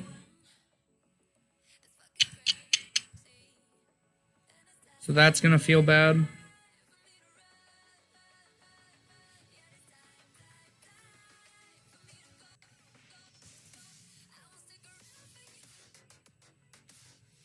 Depending on where they bolt, I might just light up the stage EOT, or not EOT, but second main phase. If they bolt a Swift Spear. Because the 1 extra point of damage, I think it's better to dig 2 cards.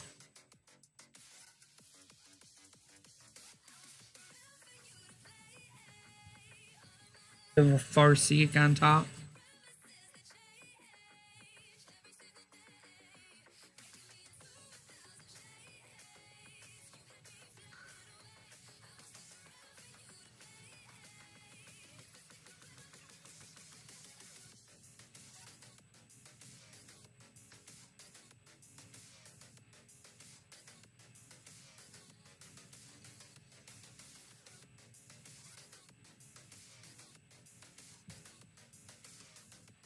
It's a pretty good beat right now. Monster Cat with a good beat.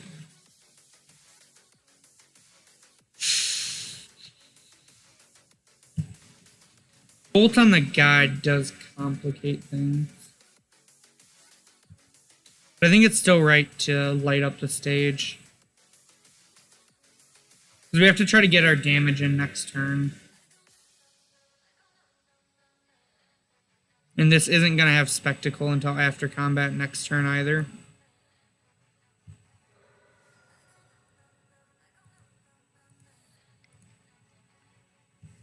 Yeah, so like, it just feels like there's too much sorcery speed with this deck.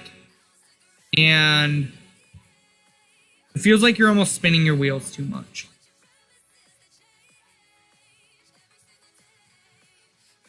Seven, 6, 5, 4, 3, 2, 1, 0. If he just primetimes us, he is dead. So we might get there.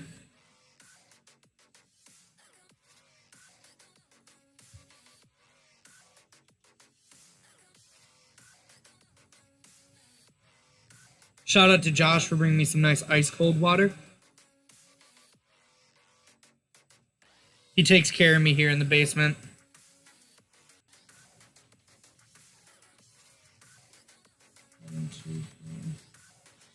So he can't Titan plus kill any of my guys.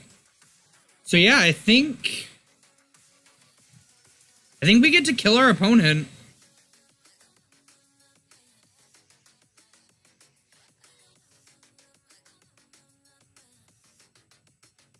Alright. That light up this stage still seems super awkward. But it did dig us a lot of cards. Skewer does seem pretty good, though.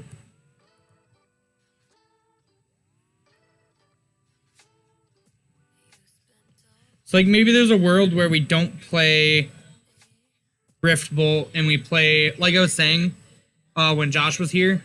Maybe instead of Rift Bolt, but, like, Eidolon still seems awkward with everything. Maybe instead of light up the stage, we just play 4 Skullcrack / Atarka's commands.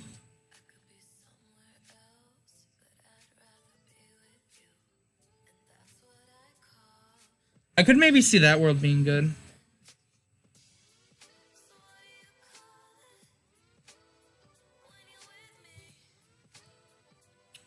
So the problem with, like, Eidolon just gives you so many free wins. Like, Eidolon's your way you win against Storm. It's... like, KCI's not a deck anymore. Maybe you're right. I don't know. I just can't imagine not playing Eidolon in the main of Burn. Like, this card just does so much. But, like, maybe light up the stage is better. I definitely don't think they get played together, though. At least not in the main together.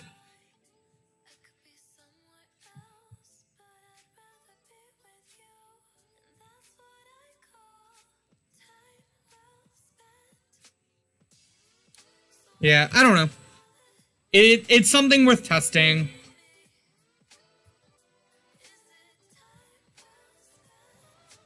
We're just mono Eidolon today. That's okay, because our opponent's dead.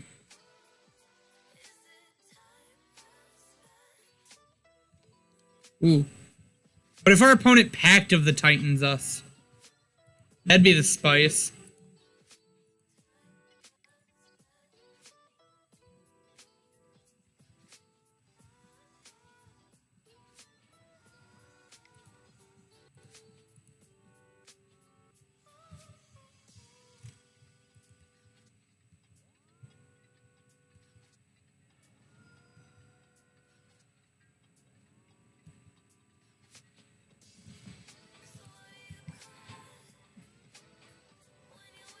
And that should be the GG. Alright.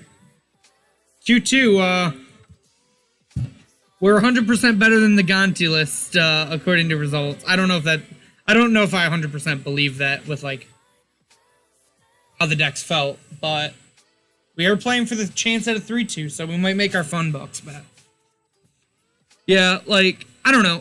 This is definitely, like, a very level 1 build of Burn with Light Up the Stage. There's a lot of clunk. You can tell, like, the idea was pretty much just, like, to throw it into Burn and see how it feels. And I don't think you can do that with this card.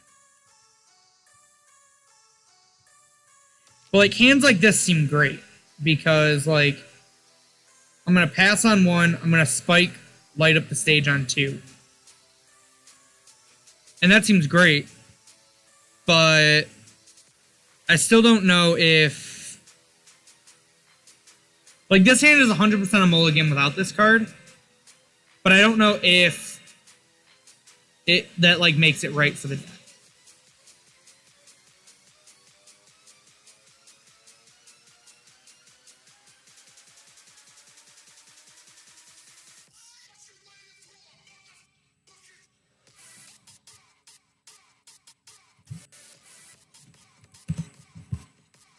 I'm gonna just fetch a Blood Crypt tapped on 1. I want to save the other 1-drop because I want to have a way to get both Light Up the Stages. Well, it's humans again.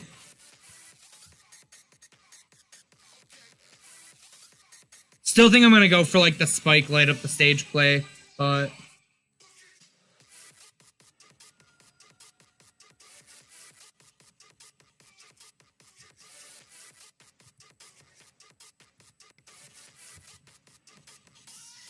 Oof.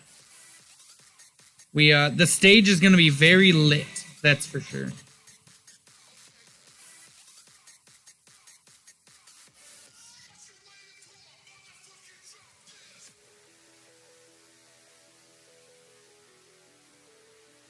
The stage is extremely lit, fam.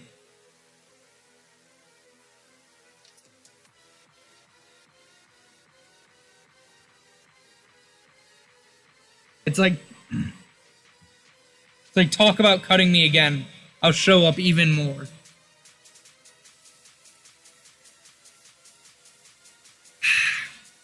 That gosh darn Thalia.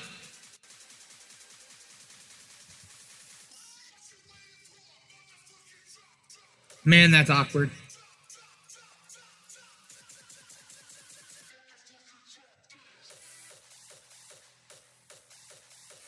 I think it's right to just lead off this. This land's gonna come into play tapped later anyways.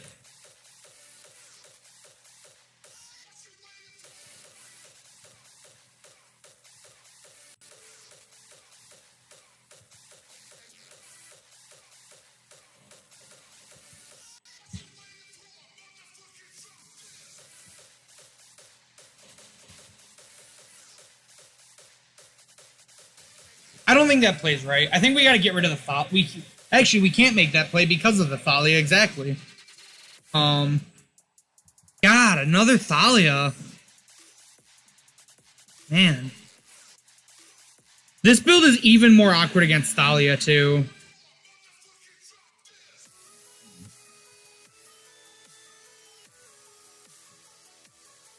I think we bolt and Goblin Guide here.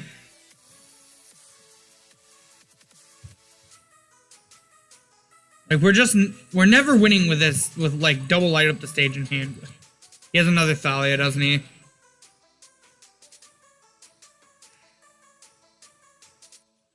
Ugh, I hate Thalia. Thalia too strong.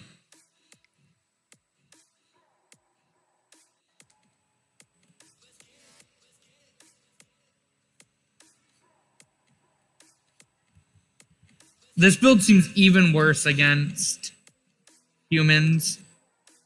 I guess the third push and the brutalities are actually good against humans.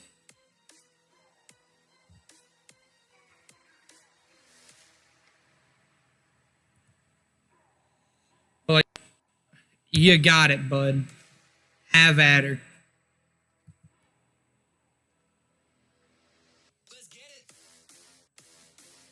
Like, I don't know. It just seems so, like, the spectacle mechanic in general in Burn just seems kind of clunky to me. Like, having to hope, like, I think, I don't know. Skewer might be fine, but,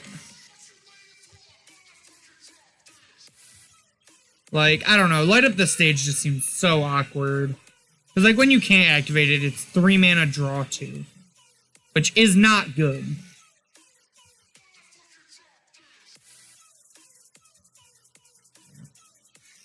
I think this game's over.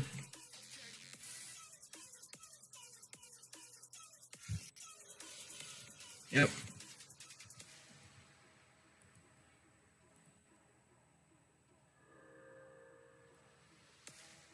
I don't even know what I'm doing next turn.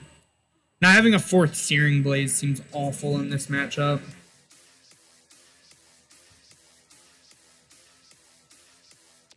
Four, 5, 6, 7, 8, 9, 10. We're just dead. Yeah.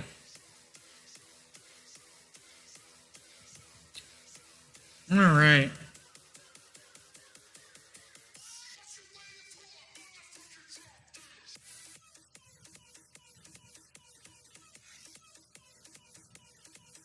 Yeah, just everything about this deck seems clunky.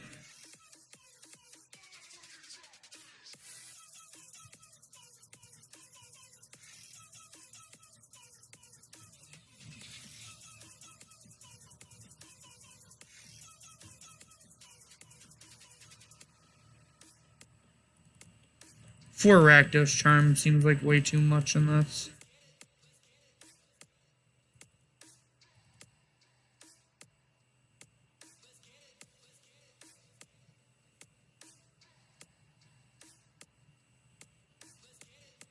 Against the Thalia decks, I could even buy Trimming or Light Up the Stage.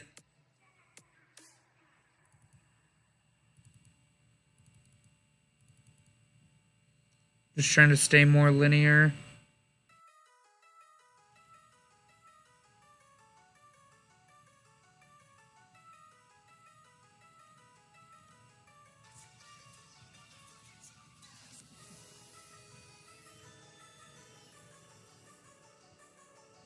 What do you guys think about this?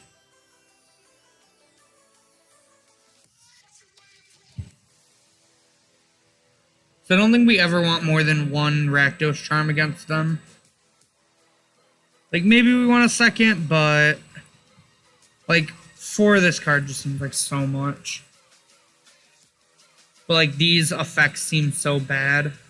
Like, bump lava spikes. Like, this is essentially just, like, the same thing, except it can do more. Rift Bolt is just awful in this matchup. And I think Light Up the Stage is just, like...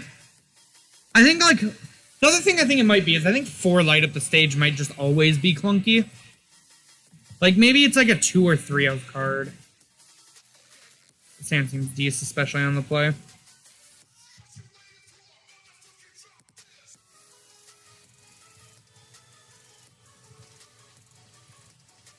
I do...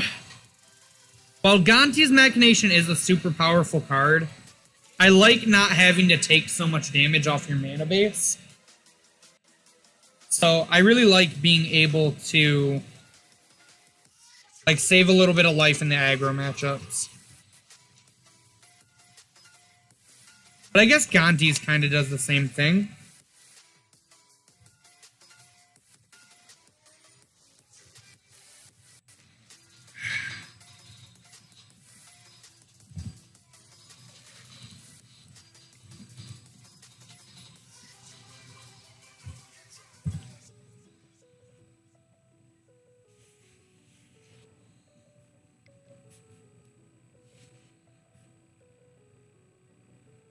Again with the Auriok champion, and again we don't have Skullcrack.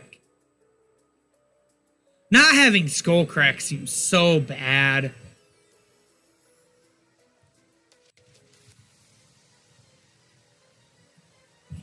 Like,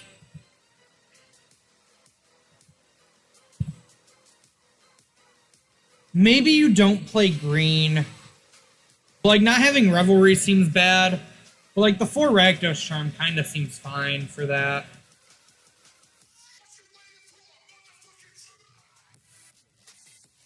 Give me a fucking Phantasmal Image. Yep. Alright. Yep.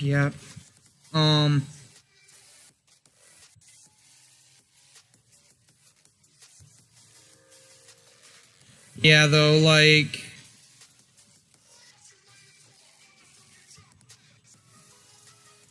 I faced so much Auriok champions. Holy shit.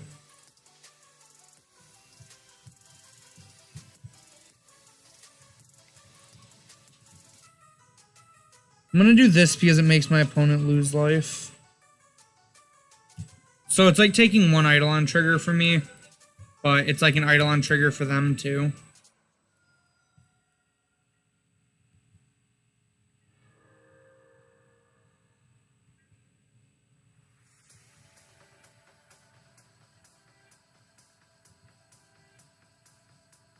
Like, we might be able to beat this because we have this. But we'll see.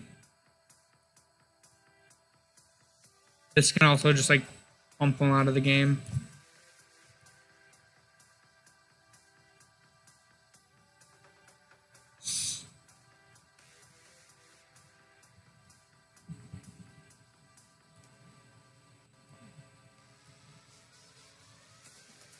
I wonder how many of these humans are on now. Does our opponent have had it on turn 2, like, every game?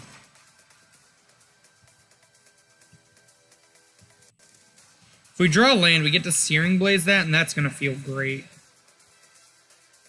Well, he might actually take... No, I think he has to take the Rakdos Charm. Because, like, any creature... If he plays another creature, he's dead.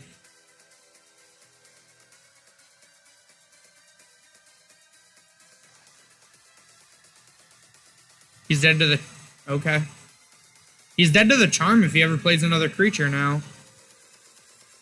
I just Rakdos Charm in response to the Auriok triggers.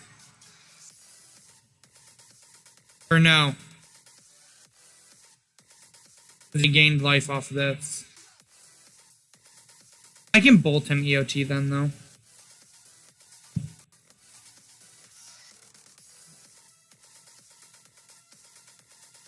So yeah, I can, like, Rakdos Charm, bolt. 8, 9, 10, 11. Take, like, 11. So 4, 8, 9, 10, 11. He'd be at 6. 5, 4, 3, 2. 4, yeah. Math checks out. Are we bolting this? I don't think.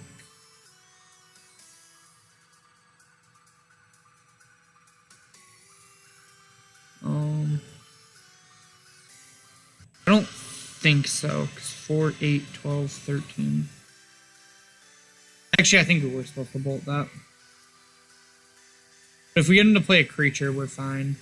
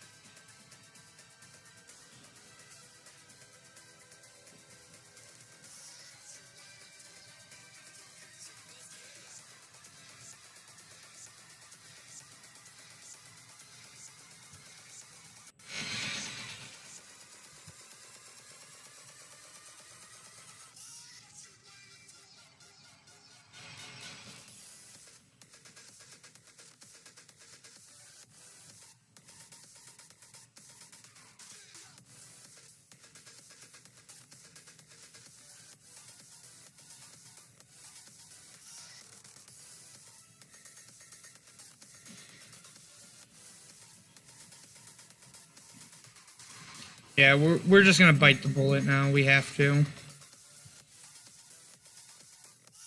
It's gonna deal way too much damage otherwise.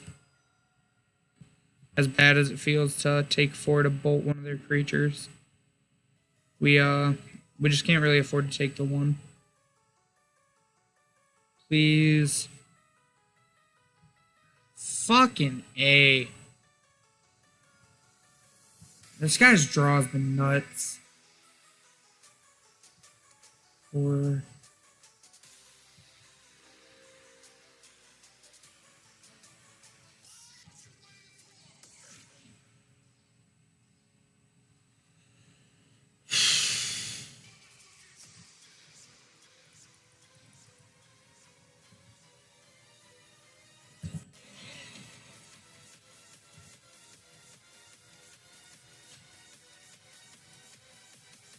Like, they're probably only playing, like, 2 Warrior Champions, and both of our opponents have drawn them.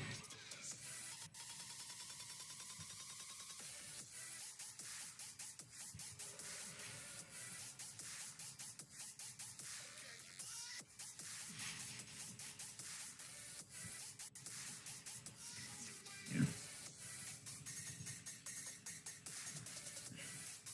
There's just never a world we get out of this, unfortunately. Feels kind of bad. Yeah, I don't know. Burn did decent in the Classic with me, but like, kind of my problem with Burn in general is, like, if you draw the wrong half of your deck, you lose, or if your opponent draws the right half, you lose. I definitely think, like, the 4 Searing Blazes seems correct. And then one of these 8 becomes some cards. You can't really play Gontis, like, that's the issue. And I don't know what the next best burn card is. Like, maybe you'd play, like, a Skullcrack in the main, and then you leave... This card didn't seem awful. So then you just, like, make these 3... Like, I don't know. I'm still in the jury about this card. Like, it might be fine, it might be bad. I don't know. We'll see. But I definitely think, like, maybe you only have 1 Brutality with the Thought Seizes. And, like, you leave in this Searing Blood. These become...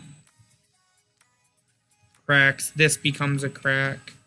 So I think 4 is just way too much of this card. And then try it like that, but... Alright, that's it for Magic Online for me today. I'm going to be signing off. Thank you. I'm Richie T, at RichardTMTG, as you can see up there. And I just want to thank you guys and say have a wonderful day.